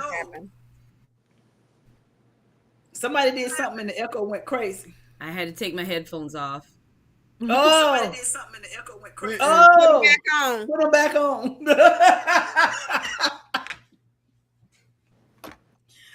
Oh Lord. So yeah, Tyrell, brother, you're green. But Jessica say, listen, Samantha, I saw some things, and I want to keep seeing them things. I want to see. I want to explore my options. I want to see what's out there. And your brother, he just ain't it for me no more. And then Tyrell shows up. Hey, what y'all talking about? What's going on? And Jessica's like, let me get myself together here. And then I he just- buried himself because that's when he told her what his plan was. She was like, Yeah, oh, pump your brakes. Because even Martin and Smitty had to ask, like, you making all these plans? Does Jessica know about these plans? exactly. He said, "But they own me. My dad and them. They don't understand. I just told them my plan is to go see Jessica every weekend." She said, "What? You did what? You going to see who?" She said, where? With who? I know, right? What? But you For know, real? Samantha said, "Oh, time for me to really? leave." Yep. but you know what? That just tells me that Jessica was already planning on stepping down on Tyrell anyway. She told him that already. She told him Oh, after okay. the cotillion, I am going to college single. She told him after the cotillion. He begged her to let's at least see each other through the summer. And so she said, "Okay, because ain't nobody scratching this itch while Y'all I'm keep here." So trying to I'll go villainize ahead. these women, and these women are honest with these men. They ain't like how the men do. They've been honest with them from jump. Y'all I just have to don't want agree. hear it. I have to agree. She told him the night of the cotillion, the moment she got off of him and said, "I don't plan on taking you with me to college, and this is not going to Getting go off of past him here." is diabolical. It's 10:45. Yes. It's okay. It's 10:45. We in after dark mode. She said, "I'm not here for a And then long she went trip." for the dismount. This not exactly. Oh, no, not the dismount. I'm done, and that's it. I'm not taking this ship with me to college. Oh God. Tyrell say, "What? Excuse me? What? I'm going to go single." You're right, Keisha. She said it, and he wanted to say, but see, he did what so many other women do. And I'm not liking him to a girl. I'm not liking him to a girl, but what I'm saying that is he tried to sex her into submission. He did. And see, a lot of women think the more you sleep with the man, the more we're gonna change his mind. Like some reason the coochie's got a mind control on it. Mhm. Sometimes it works, most of the time it don't. Okay. Mhm. Shout out to Behind the Gates though for switching these gender roles in these relationships. Yeah. But a lot of women think, just like Haley, the more I throw it up, the more I give up the cookies, the more he gonna listen to me. I'm just gonna be a fool in love. And so Tyrell thought, the more I sling this new thing I got. Boy, you don't even know how to sling it right. That's what I'm saying. I just discovered that I had it. That I'm slinging it as best I can sling it, but I'm gonna make her change They it. slinging it a little better in Cali. They sling it a little. They got a bit more swag on it than They Cali. slinging it a little swaggier in Cali. Just like ASAP Rocky said about Rihanna, when she was with the Saudi guy, talking about you can't do nothing with a Harlem ninja like me. The Harlem swag, that Saudi dude can't do nothing like that. And that's what them UCLA Sigmas and Qs and Kappas and Alphas and jocks and football players and carrying on. Tyrell ain't got nothing on that. Just Nothing. That's my type of carrying on right there. That's her Kappa carrying on. Go ahead. That's her type of carrying on. I can't be mad at her. I'm mad at how she did it. Yeah. But like I said, she didn't know. Samantha should have told her.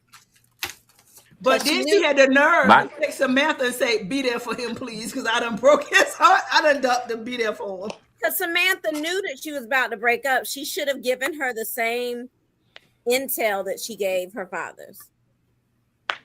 Well, I mean, he came rushing in there with that whole I'm just and then about me staying. She didn't have time. Yeah. But it's also one of the things he could have said, "I'm 18, I'm grown, I should be able to make my own choice." You know what? And you can buy your own ticket too, bro. With your own money. I mean, but it's a rite of passage. Everybody has to get their heart broken. So she basically told him in the beginning, this is what's going to happen. He didn't believe it. So he had to be told. I think the ripping the Band-Aid off like she did was what it needed to happen. Because he was not listening. She saved him from having to come to the dorm room, open the door. Guess what I saw? A man done kissing my girl in the mouth. Yep, that's exactly right. She saved him She from ripped it that. off.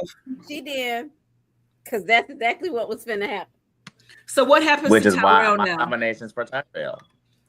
What happens to Tyrell now? He goes to Banneker Goes to and gets in his Banneker. books and finds a new piece of stuff. Is he going to go to Like- Banneker, or is he going to try to transfer now to UCLA to make Jessica see him? Well, they I don't already He may paid not transfer to the school's supposed to UCLA, but he's start going in to try a and couple I think transfer that's somewhere gonna else fail. in Tech, California.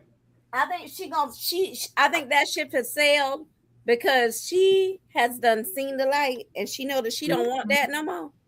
And so she gonna make sure he knows. Listen, bro. But is he going to take her no for an answer? Because what did he do? He went straight to Carlton. Well, he didn't go to her. He went to his grandma and grandpa who were unavailable. Always.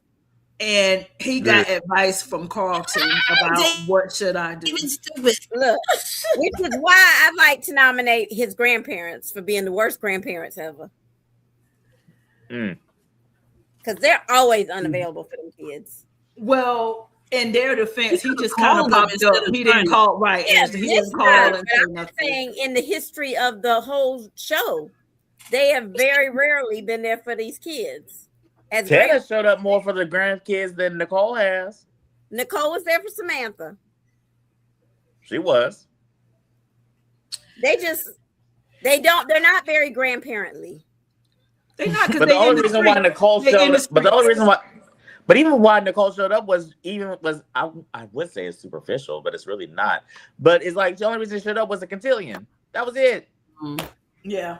So in their defense, grandparents ain't like our grandparents. Our grandparents was elderly. They was home watching the soap operas. They made us something to eat after school. ain't never These grandparents in the street. Let me tell you something. I told my child, don't get pregnant right now because you ain't got that kind of grandmama. I'm outside. You ain't at the grandbabies. I am outside. I'm outside too. And I got a grandbaby. And she called me when she wants something. Hey, grandma, how you doing? What you buy me? Oh, well, you need to wait and see. And that's about that. And we made FaceTime, and that's it. But I'm outside. Now, I did offer to, take her to Disney to do the little thing, but I'm outside. Period. Grandma outside. Grandma You make yourself outside outside. tonight. So I have never met a grandmother like me. When I met my grandma wasn't doing the things I'm doing. No, mine was in the so- garden. Okay. He was outside. Mine was washing dishes, Garden cooking too. for my I'm in the grandpa. garden in the day and I'm outside at night. She was canning vegetables and fruit and I've been sitting in the on the garden porch all day today. Where am I tomorrow TV. night? Outside. I guess I had grandmas that were willing to watch me and my sisters. See, That but was that's a what I'm different saying. time. It was a different time. You had a home Different grandma. time. It was a different time. I grew up with, my grandma put my grandpa's meal on the table. He came in, he sat down, the plate came right there. Boom. She slaved all day long. Then she sat down, she watched her stories. She said, give me a Pepsi off behind the thing. We did our thing. And then that's it. And she had that house gown on, that regular one that, the ones that made all them babies. And she made 5 of them out that same gown. Wasn't no lingerie, wasn't none of that. Hey, the muumuus or something. The Them moo-moos put it Girl, on you. hold on. Y'all seen the moo-moos on TikTok? They cute. I hadn't seen the Yes, TikTok they are no more. cute now. No, I have not They seen got they TikTok still no Yes, they are cute. when They got a really back are US cute. store. I'm gonna get me one of them. Well, I'm telling you, them moo-moos was lethal back in the day. Now, the grandma, Okay. she can lift that skirt up. And one thing grandma did do, she was grandma. She lifted up. Listen, Willie Earl, he'll do something for a muumuu now. I'm saying, Willie Earl will fight you behind.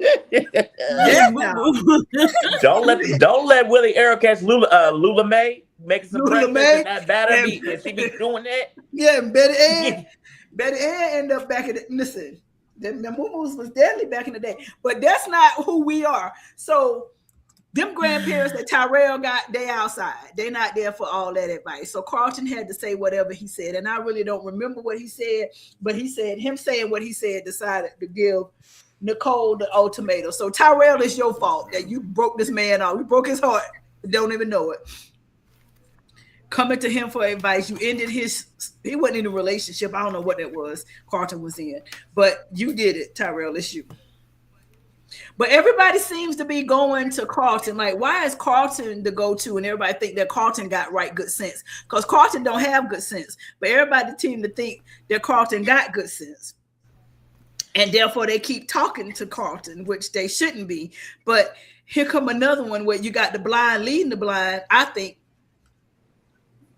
Eva is upset about the scar. She go to Carlton. Why you go to Carlton and not your daddy is beyond me. Well, she did say that she felt that Ted wasn't going to give her a straightforward answer.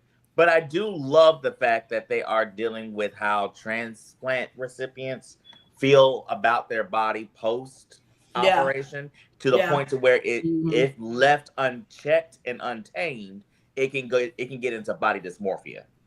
Oh, yeah, absolutely. But I do appreciate Carlton's advice. Well, not really advice, but medical opinion.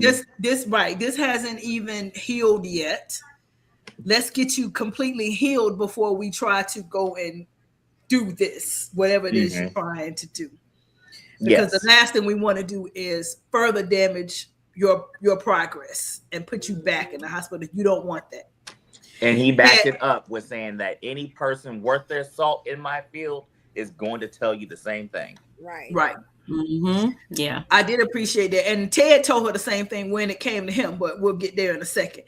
But I was appreciative of her saying that. And I appreciate, even though Keisha said she was whining, I do appreciate them touching this subject.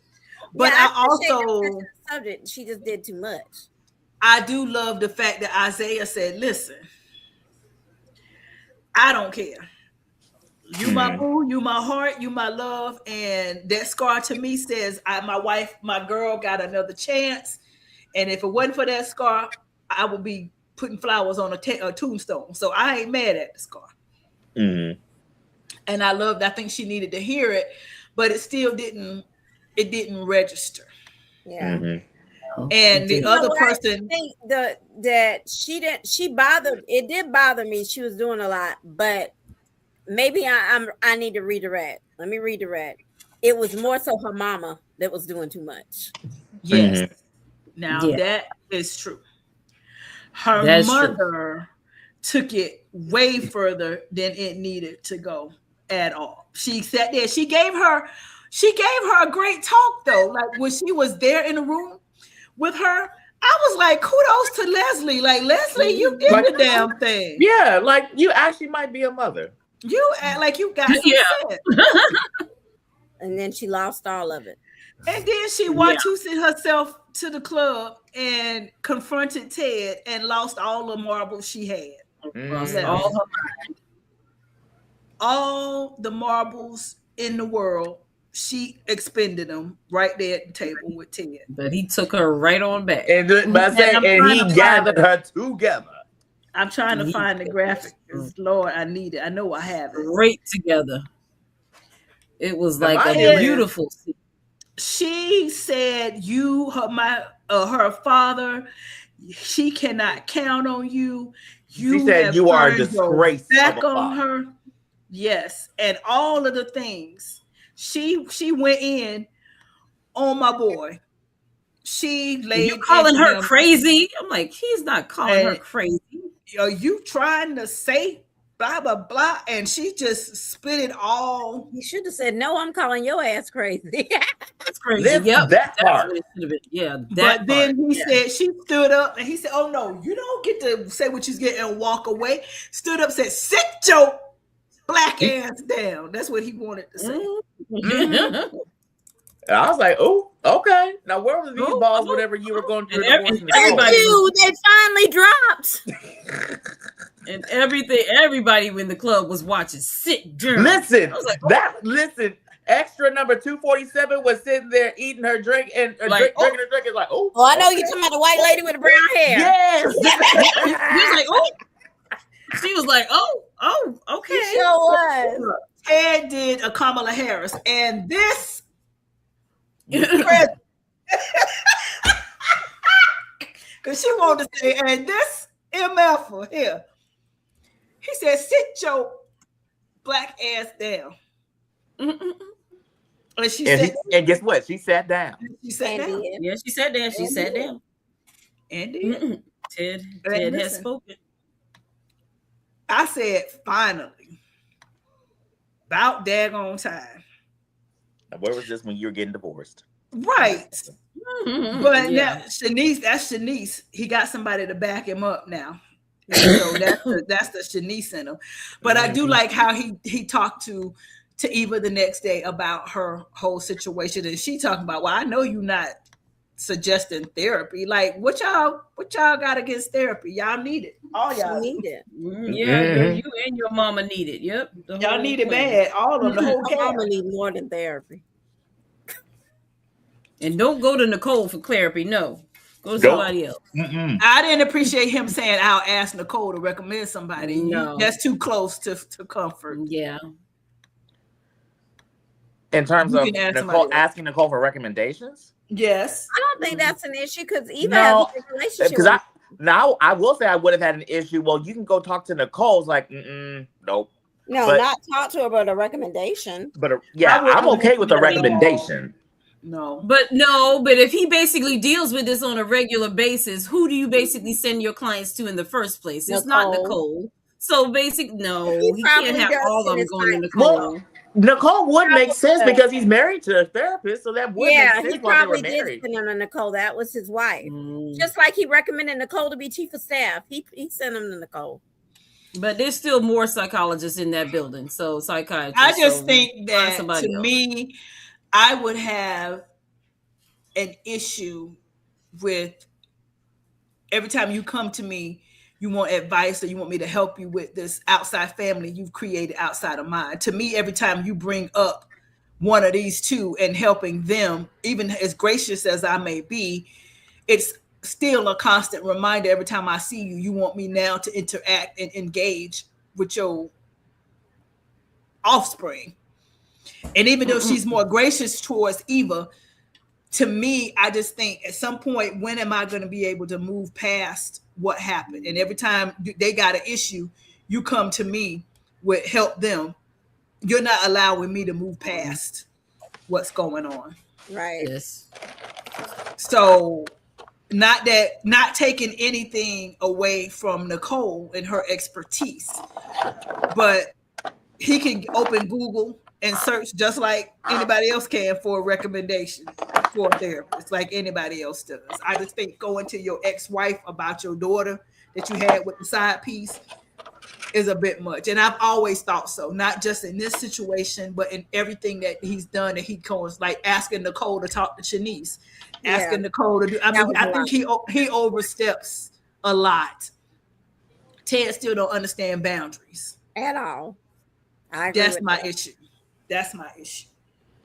But speaking of boundaries and hearts and don't understand, I don't get this right here at all. But she looked beautiful in this yellow. Oh, she was gorgeous. She did. Randy don't want you, Mona. Not like that. And for you to sit up there grinning and kiki and look at him in his face. He might. He respect her. She a good woman. He ain't envisioning throwing Mona across the counter. I could see it possibly happening. But if Randy know what I know, he might go with Mona and just disappear in the church somewhere. It ain't safe in the streets for you right now, bro. No, Randy said, I got a conscience and some things that Joey asked me to do, I don't like to do. And so Joey, but instead of her saying, okay, well, you might want to fix that, she Watusi herself straight to the devil's lair and said, I'm gonna play for Randy's soul. So That was so the funniest thing ever. So this is one of my things that make you go moments. Okay. Are Christians allowed to go to the devil's lair and gamble for someone else's soul?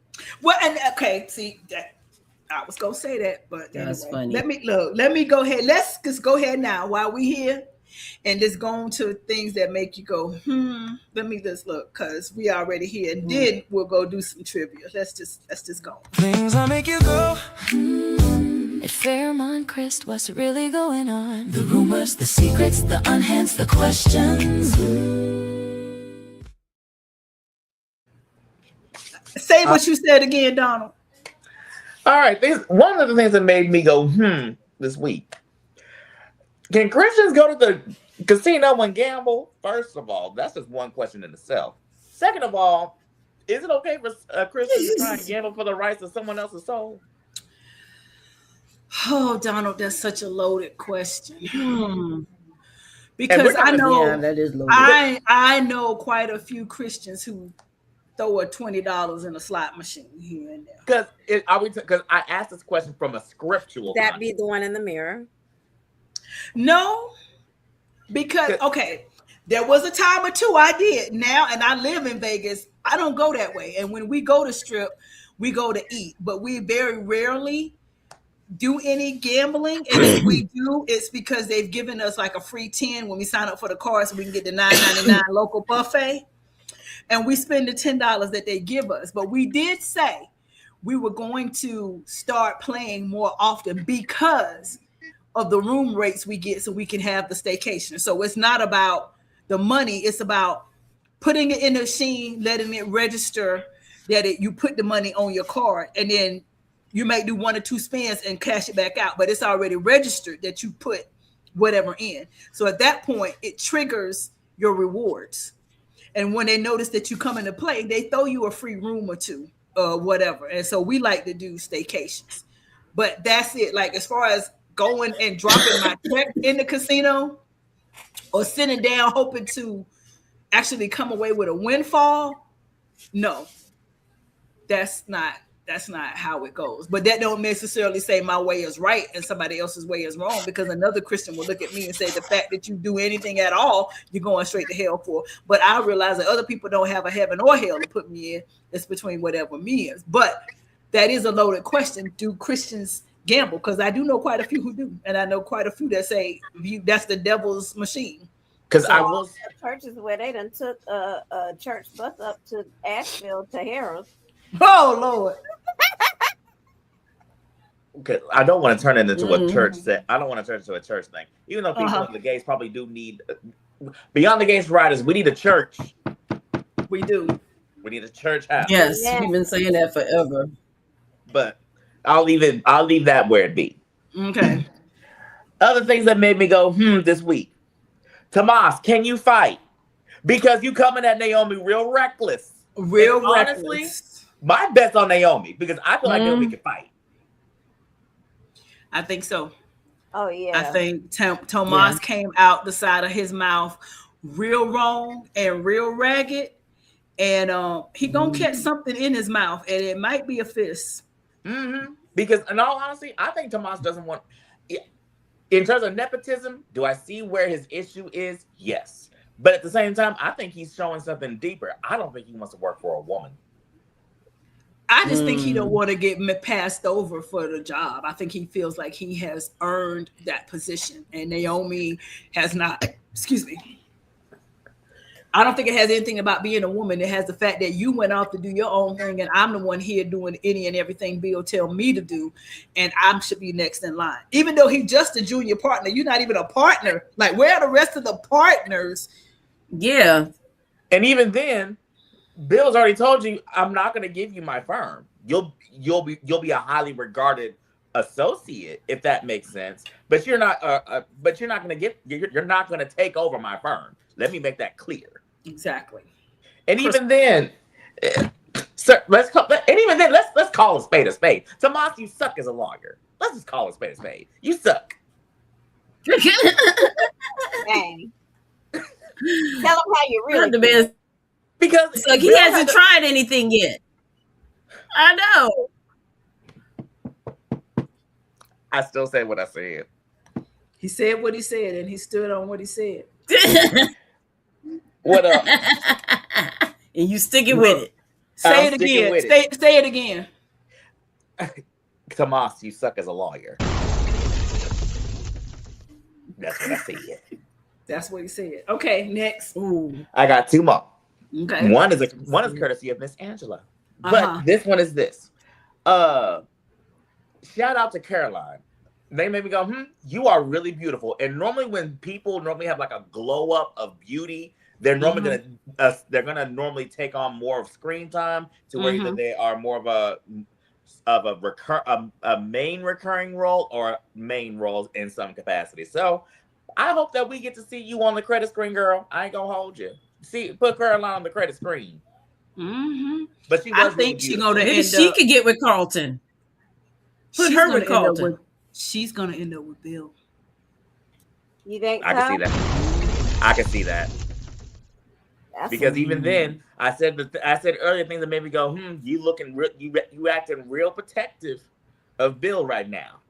She's gonna end up with Bill. Bill's gonna, because she's the one that's gonna put it all together. She's the one getting him to the hospital. She has been the one hiding the bodies. He's gonna look at her with a newfound respect, and then that's gonna put everybody else in their place, because Andre and Danny, whatever they have, they're gonna work their ish out eventually. Yeah. Bill is going to end up with Caroline, and Haley, who knows where she's going to end up, but I think that Bill is going to end up with Caroline. I can see Caroline and Bill exploring something. I can definitely see that. Yes. That's where I think that's going to go. Okay, go ahead. Which one do I want to do? I know I have one from Angela, but this one, I find it real funny that Andre's secret is very parallel to Martin's secret in terms of how both of them have something criminal attached to it. That's one. That's it. And but Andre doesn't know Martin's secret, so he doesn't know that the Duprees are just as dirty as everybody else, because he hadn't seen that side of the Duprees yet. Right. That they would hide it. But go ahead. And the last thing that made me go, Miss Angela go, is Jessica. Who are you channeling, baby girl? Because are you channeling Jessica Rabbit or Little Red Corvette? I think it's Little Red Corvette. Red Corvette. Bet you should know by the way she parked her car sideways. It wouldn't last. She's the kind of person believes in making out once, love them and leave last. Yes. Left the little boy sitting right there, poor thing. She channeling Little Red Corvette. That's what Jessica did. She's done. Do we have any church announcements, or are we gonna move on to the commercial break? Move on. All right, we're moving on. We'll come right back with some trivia. How about that? Yes. I think that works. Hold on. It was Saturday night. I guess that makes it all right. All right. Baby, I ain't got enough gas. I think they're making a Purple Rain musical, actually. I did see that they're going to do a Purple Rain musical on Broadway. I'm here for it. I'm here for it, depending on the cast. We can't always get what we want. Oh, yes, we can. Let's go. I need to be in the room where the auditions happen. Oh, okay. Well, we'll be right back with some commercials. From the island to your plate, look back. Season with love, cooked just right. One bite, got your taste buds taking flight. Look, Poppy, flavor so good. Family, faith, and know how to go. From the sauce to the smoke to the fire and the soul. Look, Poppy got the flavor taking over control. Turn it up, let the Puerto Rican flavor with luxury. Look, Poppy, yeah, we bringing the heat. One taste, and you know it can be beat.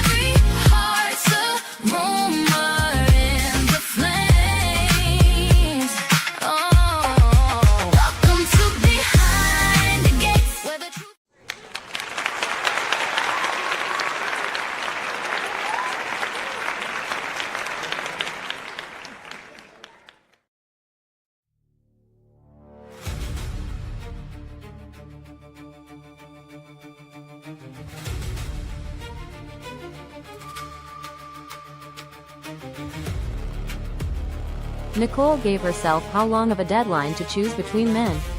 A day, 2 days, a week, or a month?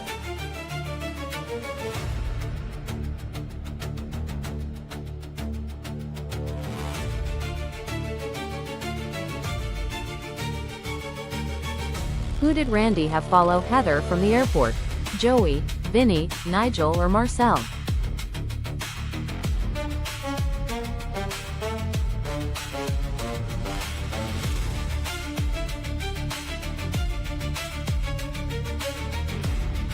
What did Mona play Joey for? Free play, a cruise, Randy's soul, or a job?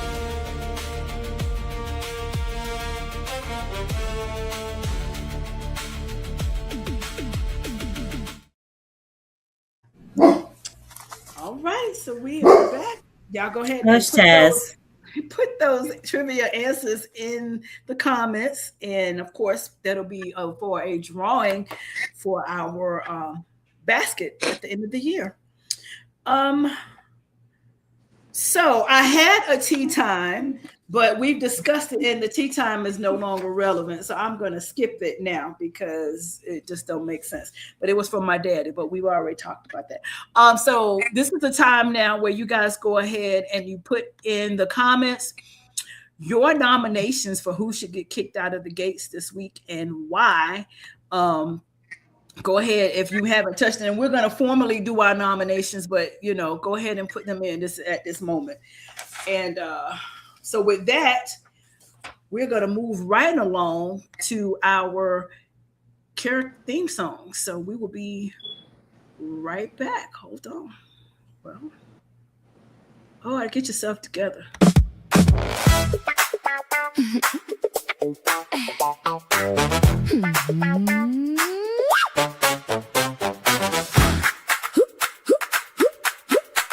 Who made a scene? Who spilled the tea? Who had everybody talking all week long? Who chose chaos? Who brought the drama? Whose actions earned their very own song? It's character theme songs, and somebody's getting a soundtrack today.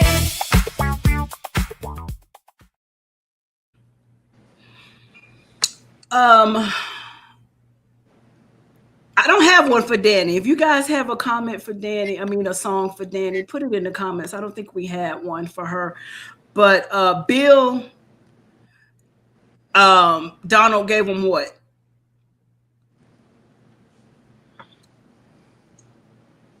Donald. Oh, I'm sorry. For Bill, I say A Fool in Love by I Can Tina Turner. You just a fool. You know you in love. What you say?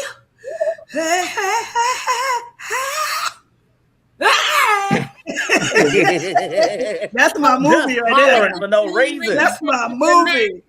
Listen, That's I was my movie. I was here for Tina doing that. I'm here for the hoot and holler. The other one Jessica. is Jessica, and I have Heartbreaker by Michael Jackson. For those that listen to the Invincible album, go take a listen to that. Mm-hmm. Yes. And last one for me is Nicole, I believe, Torn Yeah, by you can LaToya Luckett. Okay. Angela. Terrell, it was Say Goodbye by Chris Brown. But I think you could also go with Whip It. What? Oh my God. Not Whip It. Like Whip It Good. That's a throwback to the 80s. My God. Well, Yeah. Andre Confessions, which he need to basically hurry up and do. Because he basically running out of time. You could also, while you're going back to those MTV Rock days, and do Hot for Teacher for Andre. Yeah. He like them cougars, like them old gals. Okay. And then Haley, I Get Away, Bobby Brown. And I couldn't think. I gotta get away. Yeah, I gotta get away. I gotta get away. Sorry, I gotta get away by Bobby Brown. All right. Keisha, you want to do the And then last two? Kyle, I didn't have one for Kyle. So if y'all can think of Kyle, I think he's just happy in love right now. Happy In cow between the inside, sheets. so he Between happy. the sheets. Yeah, well, you could. Keisha, you want to do the last two? For Eva, we had Scars to Your Beautiful by Alicia Cara, and Isaiah, Just the Way You Are, Bruno Mars. Yeah, they I was love real that sweet and song. sappy. Yes, we're I sappy. love that song. But okay, so let's get to the nominations here. We already pretty much said it. Let me just go through the list of the ones we've already talked about. Andre is at the top of the list. Andre, you got Danny in Danger. You need to open your mouth. We gave who else did we give a nomination? Vanessa. Got a nomination. I don't remember what Vanessa's nomination was for though. What was it? Oh, but for her oh Lord, I'm about to do air quotes and I just realized my camera's off. Coming out Her with Randy. warning to Randy without warning Randy. She should have explicitly warned him. They are on to you. Leave Haley alone, so that he would know what's really real. But I had another reason for Vanessa also, because my thing with Vanessa is she is so, and this is like we said, all the mamas and grandparents up in the show for real. They're so caught up in their own lives that their kids is just falling by the wayside. She don't even know that Deanna got her own little boo thing now. Nope. And a broke one at that. Well, anyway. That ain't my business. He got a job. He got a job. He ain't got his making first money. paycheck yet. But he still got a job. You got to work 2 weeks in the hole before you get a check. Well, he got free rent. He got someplace to stay. Well, okay. Marvella says Heather and Andre's song is Danger by Mystical. Danger! I said Heather's song was Congratulations by Vesta. By Vesta. Yes, right. She did. Congratulations by Vesta. I thought it would have been me. All I can say is, Andre, what you got, dude, I don't want to meet it in the back alley. Because you turning people out like this. Oh, who is it? Curtis said, Danny, Billy, Don't Lose My Number by Phil Collins.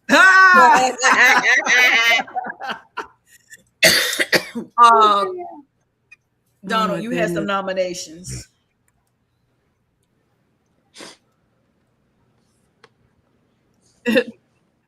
Donald. You had some nominations. Huh? What were your nominations again? Oh, sorry. I'm telling you, the screen is not. It's buffering. Okay. So for mine, Nicole, for the way that she thought she wasn't going to end up hurting anybody in her dating two guys, but did. Mm-hmm. My nominations for Tyrell, because you sit there and try to sex the girl into trying to change her mind about going to UCLA, or for the fact that you got mad at your parents for thinking they were going to fund your little escapade over to California on a weekly basis. So I think those were my main two. And you said those Tomas. my main two. Oh, Tomas, because you talking to Naomi real reckless, and I don't like it. Yeah. And it at least to me is giving, you don't want to, it's not even just the fact that you don't want to work for Naomi. I've an issue with women in power. That's where that's where I think his issue is. But that's me. So those are my three nominations. I'm with Terrell for thinking that, I mean, the reason he liked Jessica in the first place was she was so outgoing and she was just different from all the rest of the women that he was dating or seeing in class. But she was very outspoken. She was going places. She was doing things. And now he wants to stifle her and try and basically bring her down. But you thought she was just going to go ahead and go with I'm like, little boy. And I mean, I feel for him at the same time because he's young and he's just got whipped. But But yeah, I'm like, she told you, and you needed to learn that lesson like the rest of us had to. When somebody tells you something, you have to believe them. So especially if they're telling you something like that, it's like, no, this is not going to happen. So him, and then, who else? It was, can't really. Yeah, it was really him. Because I just thought Andre, because he has, like you said, so many reasons and so many ways that he could have already said something to somebody. He had too many opportunities to just say something. Even when you got married to her in the first place, you could have said, "Oh, well, look, this is a drama thing that's in my life." But especially when she sent that daggone champagne, you could have basically opened your mouth right there. Because you might not have thought it was happening after the wedding, but when the champagne showed up at your door, yeah, you needed to say something. You were scared to drink it. You let your wife drink it. Yes, and you let your wife drink it. So Yeah, I don't necessarily agree that as soon as he got married, he should have spilled all your past, because that's just not necessary. But the moment the past started to become the present, he should have said something and give Danny heads up, because she's in danger, and she don't even know how bad danger she is. And the fact that if this person you were with has you this shook, you should have said something. Even if you didn't feel comfortable telling Smitty, you didn't feel comfortable telling Ted, your wife, that's the one this person is going to target. She has sent something to your home. She knows where y'all are. This is who should know. Y'all two together can fight crazy together. But that brings me to my other nomination. My other nomination is Randy. You said, Donald, that Tomas was a very terrible lawyer and he was terrible at his job. Well, Randy is terrible at his surveillance job, because he is forever doing what Joey tell him to do. He passing it off to somebody else. Don't get it done. He passed off the looking at the Smitty in the hotel room with Jacob to somebody else. I got somebody on him. You passed it off to somebody else to watch after Heather, and she gave him the slip. Talk about we in the movie theater, she watching the movie. Next thing you know, they don't know where she at.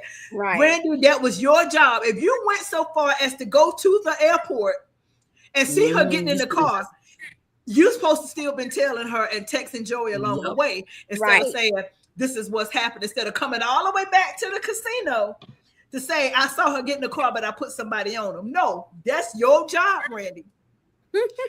And if you had been on your job, you would have known where she was. You'd have known she went to Uptown. You would have known all of it. And Joey could have circumvented a lot of stuff. But no, you passed it on to a minion who ain't worth nothing. And Randy, you ain't worth nothing what the minion is worth, because you passing the buck. What do you actually do, Randy? What do you get paid for? Because you ain't completed a job task yet.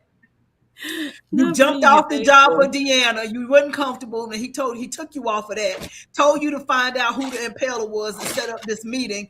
And then in come his sister. You got caught by the police while you was down there at the thing when it was going down. You got put in the back of the car. Now you done lost the sister. You know what she looked like. You saw her get in the car, and you pushed it on to somebody else. What you here for? What do you do? Check for? What do you do? Why are we here? Why are you here? Why are you here? What is your job? What purpose are you serving right now? Because you have not crossed a T and dotted the I yet. Like, you suck at the best friend. His man in command. Yeah. So So what you here for? Besides boss. He's a subcontractor par excellence. What you here for, Randy? Sammy.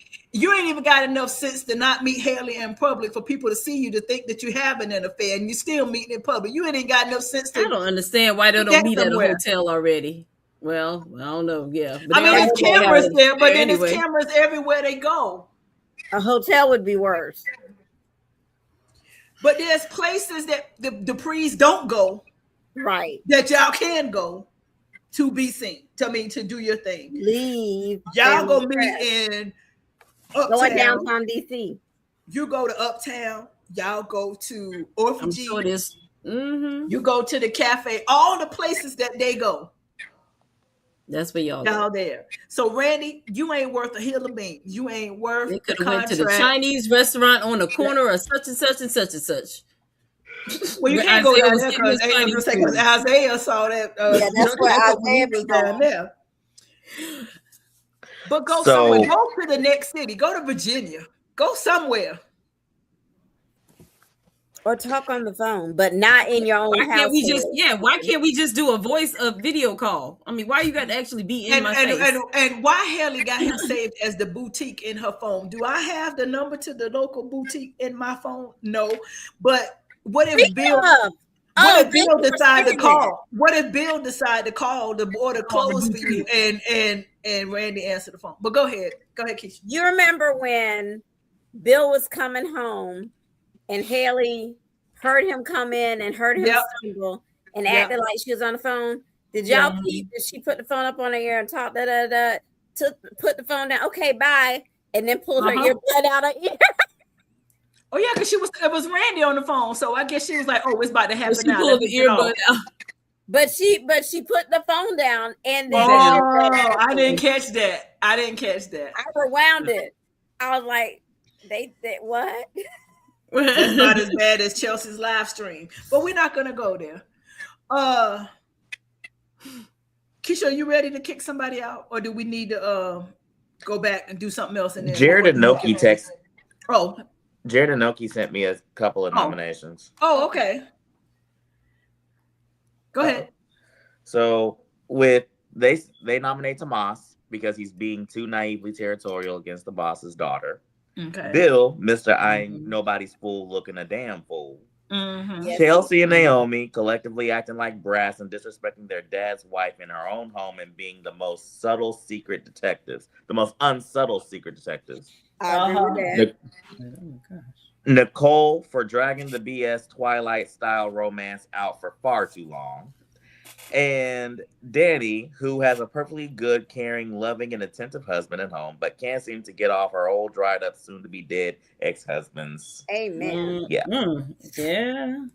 And I agree because Danny, you doing too much and you worrying too much about Bill's business for you to be saying, leave me alone and leave me and Andre alone. I got a good man. You tending to his business. He's not tending to yours no more.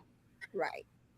Every chance you get, you in Bill's face and flaunting around, and you will never take his place. And that little slip up from next week, baby, that was like what? I'm watching the trailer. I said, "Oh shit!" Listen, the way my mouth was agape was like, yeah. Did she just say that out loud? The first thing I did was start screening the room. Is Andre standing there? Listen, that's what I was looking for. Where he at? He was right beside her, wasn't he? No, he wasn't. No, that was Jacob. He was not there. Everybody else that was in the Jacob standing behind every her. other Dupree was there, but Andre. Damn. And she said that message, you would never make me. What did she say? You never make me forget about my husband or stop caring about my husband. Or you never replace me with my husband. Will never replace him in my heart. He will always be my husband. Be my husband. And did you see Anita's face when she said that? Everybody's like, face. Jacob looked at Smith. Like, everybody looking around. Everybody. Like, what the hell? What just happened? They're like, what did we just stumble on?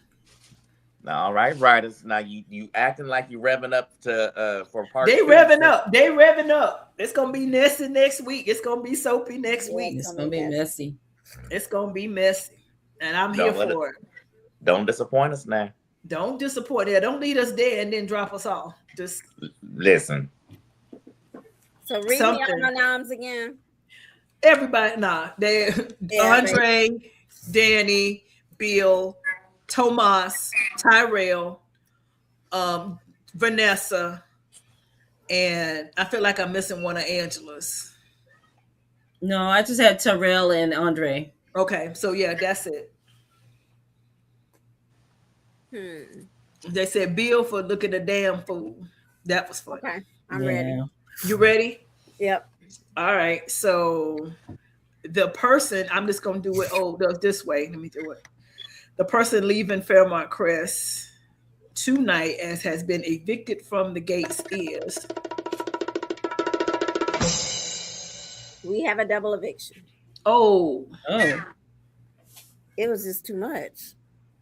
The first one, I'll start with the first one because it's painful for me. Andre, bruh, you're doing it to yourself.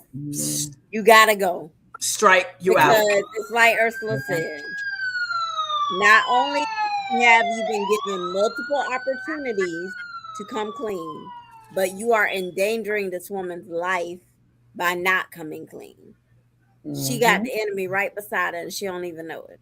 Not that I excuse Danny for what she did, but what you have done is far worse because I can be unalived behind what you got going on. That's it. Yeah. Go ahead. So I'm sorry, but you better get right. Number 2 is for that big old tree.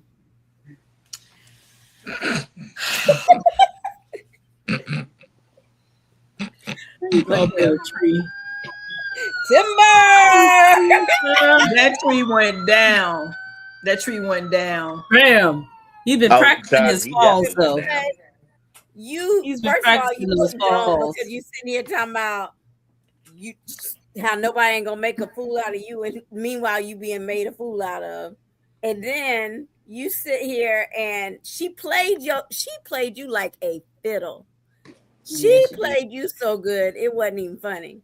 She and this was what was so excellent about it. She weaponized the fact that now he thinks I'm having an affair, and knew that would get him to go because now you scared because you don't know who I'm going to the island with. So now you're gonna go. And the fact that I'm just gonna go by myself, and he's talking about, well, are you even gonna come back? Right. So he's thinking, well, wait, she about to just leave me. So And I would have said, go ahead, I'll meet you. And that's But the thing with Bill. Bill wants to have. Bill is. He said this on a couple of things. He wants to be in control. yeah, He can leave other people, but people can't leave him. exactly. He said it's better that I quit you than you quit me. And we've been saying for weeks he's sick of Haley, he's sick of the marriage. But you saw how quickly he was sniffing behind her tail just now, right? Because his ego ain't gonna let, oh, my wife went to St. Bart's without me. To his detriment. His ego and his pride is his downfall. And don't even have the sense to Literally. call your doctor before you go. Okay, well, I'll go. Can we go tomorrow? And then you don't have to announce to her. Go to your doctor, get a quick checkup before you go. You know you got health issues. You know you're trembling and shaking and slipping and falling and seeing blurry crap every time you open your eyes. Like, what are we doing? Stupid. Because his wife What's said, wrong with I'm giving you health drinks and we working out and your numbers are doing good. And Madison don't know what she's talking about. Well, your numbers are doing good, but your balance ain't. Yeah. Well, Haley proved that the That power was of the coochie is something serious. Because he was just going. holding on to chairs and he was What did David say earlier? The power of the punani is doing the thing. I don't even think it's that. I think it's got him laid out right now. I don't know how you do the voodoo that you do. Oh, well. Yeah. Okay. So Make Bill lunch. and Andre, sorry, but y'all out of there. Do better, gentlemen.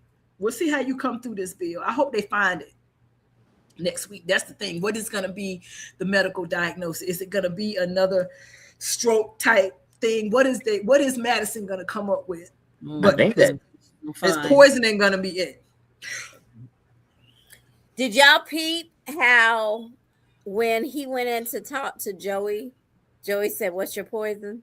Yes. Yeah, I did. I chuckled a little bit on that. I said, okay, wordplay. Yes, I love it. Angela, are you ready to announce your performance of the week, a performer of the week? Yes. I'm going with my teddy bear. Oh, teddy bear. I agree with that one. Teddy bear. Where? Oh, I don't have it. Put yours down. Prop from thing. Yeah, I have. Oh, that's a good picture. Somewhere. Congratulations to Keith That's a Robinson. good picture. You are our performer of the week. He got his gold chain on. That gold chain on. That's what it is. That open top button with that gold chain. Do it every time. That's it. I ain't gonna lie. Switch your watch outfit tomorrow. Put it up with a gold chain. I ain't gonna lie. Go ahead now, Teddy. That's it. Oh, he is wearing a button up tomorrow. Where's the gold chain at? I bought my baby a gold Cuban link, and then for Christmas this year, I bought him the diamond Cuban link, and he pulled that thing out when we went to. I took him to the Boulay public meeting, and he was in all white with me, and he threw that bling on. I said, "What? I had forgot I bought it." I said, "Oh, wait, where you going?" Certain things you are not allowed to wear if you are not with me. White linen, and that, I mean, he was fine. And this is how I know, because I told him, I said, Raphael, folks looking at you. Ain't nobody looking at you. Why Sora sent me a message the next day and said, I was sitting behind you and your husband at the public meeting. Now, how you know you were sitting behind us? I don't know you. But they know him. But they knew, they peeped him, and they was like, "Oh, I was sitting behind you at the meeting." It was how many thousands of people in there, but you knew you were sitting behind us. I said, "Let me find out." How you knew that was my husband? How you know? How you know? Look, don't play with it.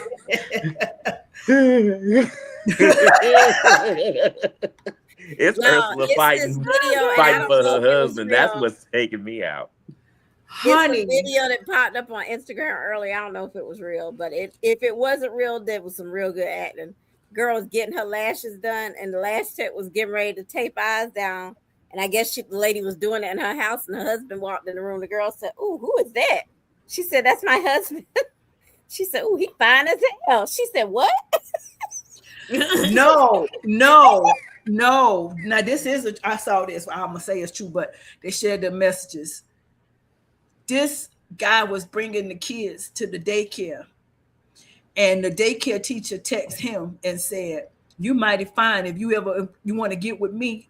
Are them kids biologically yours?" And he talking about, "Nah, they hers. I'm just a stepdaddy." She like, "Oh, so you want to date me? Like you trying to take the woman man from the daycare?" The daycare teacher. Look, no, this one went further though, because she said, "Well, he fine as hell." She talking about he's not here to see you, he's here to see me. She said, "Shit, he ain't here to see me." She said, "You want to have?" She said, "Let's make us some mixed babies. We make some pretty babies." She said, "What the hell wrong with you talking about like that?" And the girl kept going. She said, "For real." She said, "I'm not gonna do your eyelashes. You don't stop. First of all, if you that bold, don't close your eyes, because you might not ever be able to see again." I'm not trusting. Yep, might get some. Yeah, I'd have got up off that table for real. Oh, she ended up getting off the table because she wouldn't stop flirting. The woman said, "Get the hell out of here." For real. I gotta find it and send it to y'all. That thing was so funny. Yes, with that, let's do the trivia answers, because I would have been whoop up. Man. All right.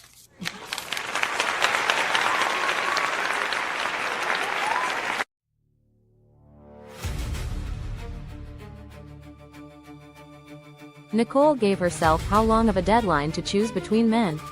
A day, 2 days, a week, or a month?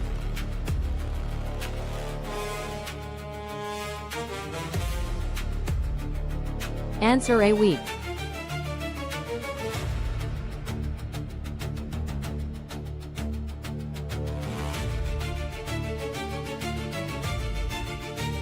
Who did Randy have follow Heather from the airport? Joey, Vinny, Nigel, or Marcel?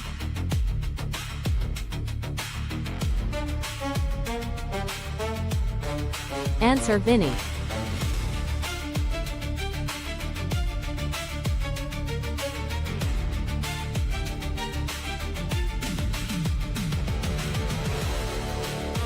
What did Mona play Joey for?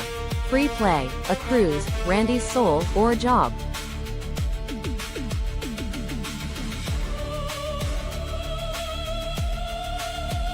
Answer: Randy's soul.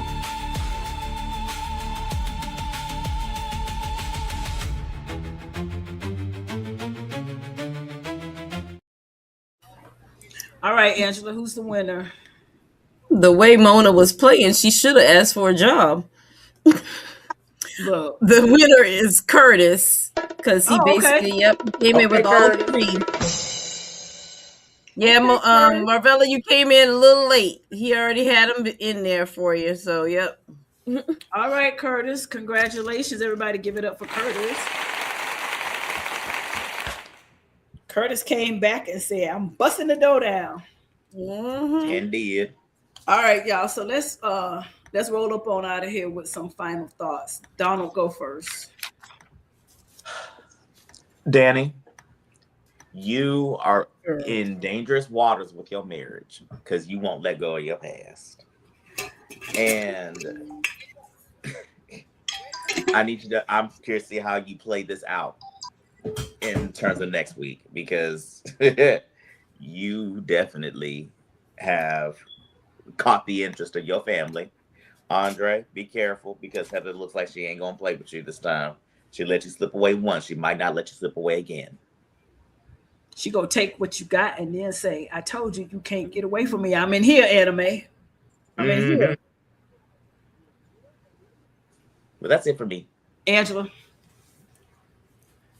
I'm with him about Andre just needing to basically come clean, but I don't think he is going to. So I want to see what Heather is going to do, or is she going to try and pin him up so he does something too? But I doubt he would sit there and try and do anything to what's his name? Danny. I can't think. No, not Danny. Smitty. To try and could get Smitty off his track or something like that. You but know that could she say pay for your freedom. Remember they were sitting at that table together as Smitty got on that red. The danger could be that I make Andre get rid of you. But I don't think in order for his freedom. Hopefully go to Jacob first and try and get Jacob involved. But it could go there, but I hope not. And I hope Danny can keep her mouth shut, but we already see she's not going to. So, Marvella, you mean in the group? Because we do announce the winners here on the show. And for people to know that there's trivia and that they should answer the trivia, they need to tune into the show.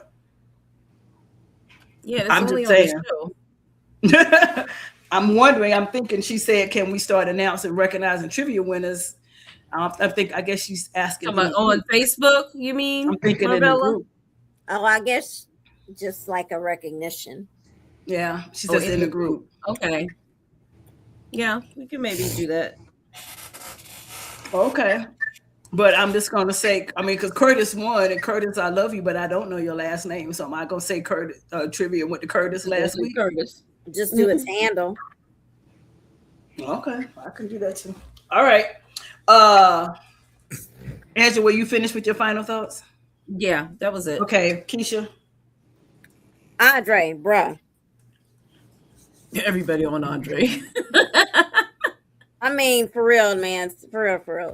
Let's talk, man. Your uncle didn't listen. He might could have saved his marriage. Probably not, but he might could have. You have an opportunity here to possibly save your marriage, even though you may want to throw it back in the trash after next week. I'm going to need you to open your mouth. Tell your wife what's really real. Because this crazy heifer is lurking close to home. That ain't cool. It ain't cool at all. Danny, I just need you to go to church and pray for the Lord to take that man out of your heart and out of your mind. So it's a soul tie. I don't know. I just need you to do whatever you got to do to break the tie. I don't know what to tell you. But you got to let go. You got to let it go. If you are in love with your husband, you got to let it go. If that man is getting cheated on by his wife, let him get cheated on. It ain't none of your business. If she trying to kill him, let him die. That ain't none of your business. At this point, we all sick of the damn storyline anyway. For real, kill him. Mm-hmm. Go home, spend some time with your husband so he can tell you what he need to tell you. Nah, y'all getting on my nerves. Y'all stressing me out. It's too much other stuff going on in the world. I ain't got time for this drama now. I just ain't got time. And Tomas, man, you getting on my nerve for real with this extra stuff you doing with Naomi. The girl don't want your job. She don't want to work as a criminal defense attorney. So why do you think that she wants to come take over the law firm? Well, see, Haley planted that seed. I was about to say, you let Haley get in your head, stupid, and now you looking a fool, and you're going to end up losing your woman behind it because she is not going to choose you over her cousin. And she already done reminded you. You remember you are talking about my cousin, right? You know that's my she's not cousin. going to. Now, what I will say is my boy Ed on TikTok did have a theory, not a theory, but a suggestion. Mm-hmm. And when he said it, I was like, damn, that would be tea.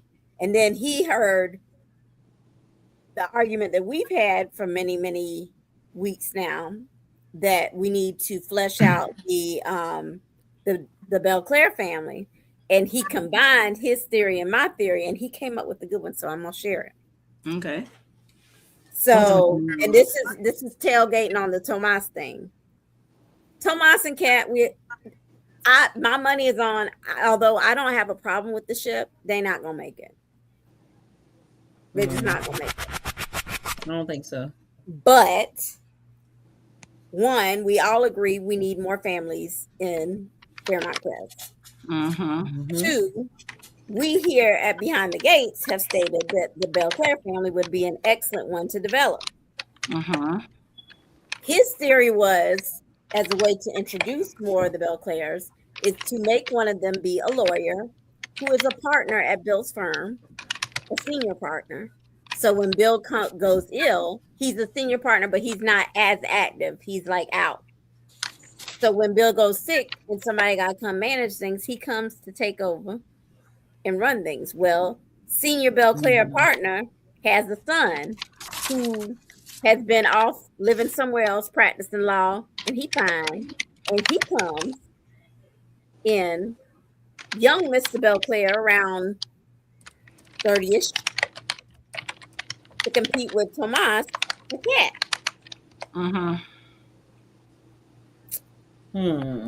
Would be interesting. That's interesting. That could work. That is highly developed. Yeah. But I mean, it's bringing more people in a different family. Right. And it gives her a love interest other than Tomas.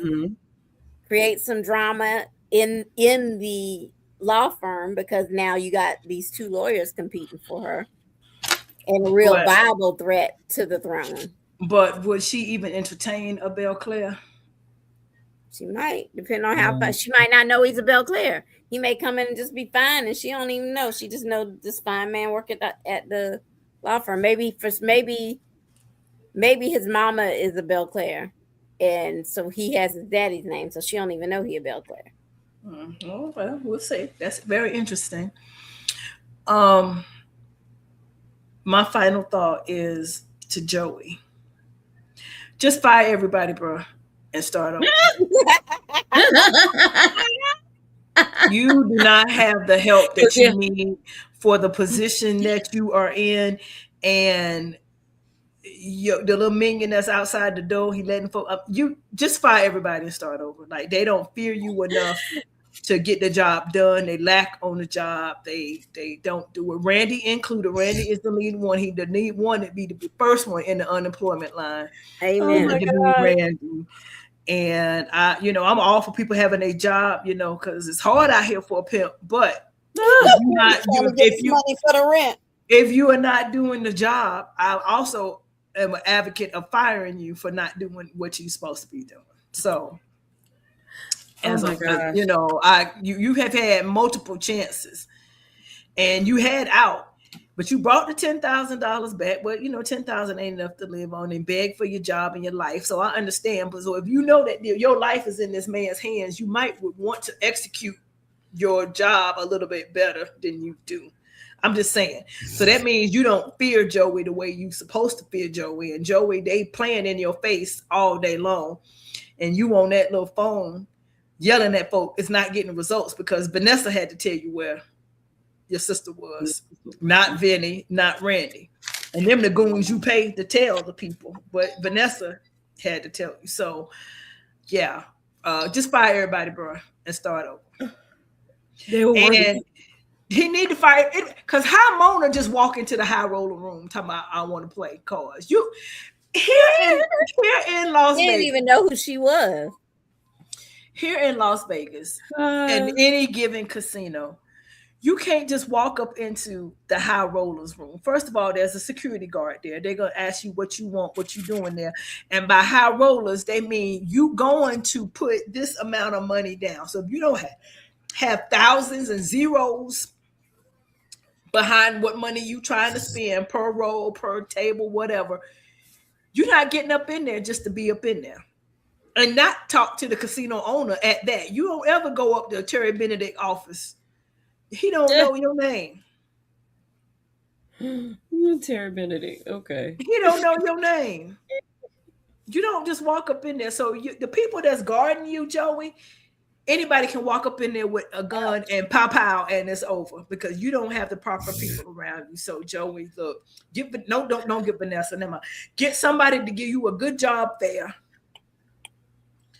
and hire you some new people. You need some better criminals. He needs some better criminals because these people are not smooth. They are not smooth. These are the hospital security. That's who that is. That's who he hired. He hired hospital security. Whoever he got, no, they are awful. They are awful. They are. He need to give them back. Joey, you did no, that's not it, bro. But anyway, y'all, listen. It has been a wonderful evening. Thank y'all for hanging out. The tea it's been hot this week. To be here. Next week I think is going to be even better tea, but I think we have pulled some pretty good things out. Y'all remember where you heard it when we say we were right. Just remember where you heard it because you heard it here first. You hear it here first.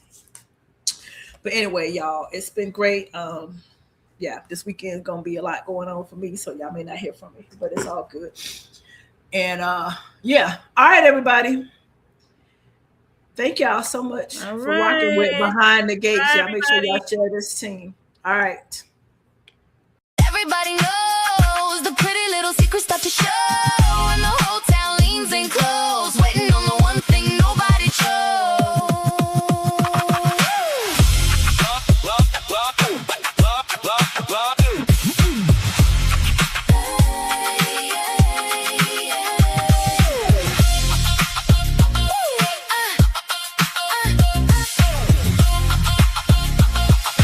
Welcome to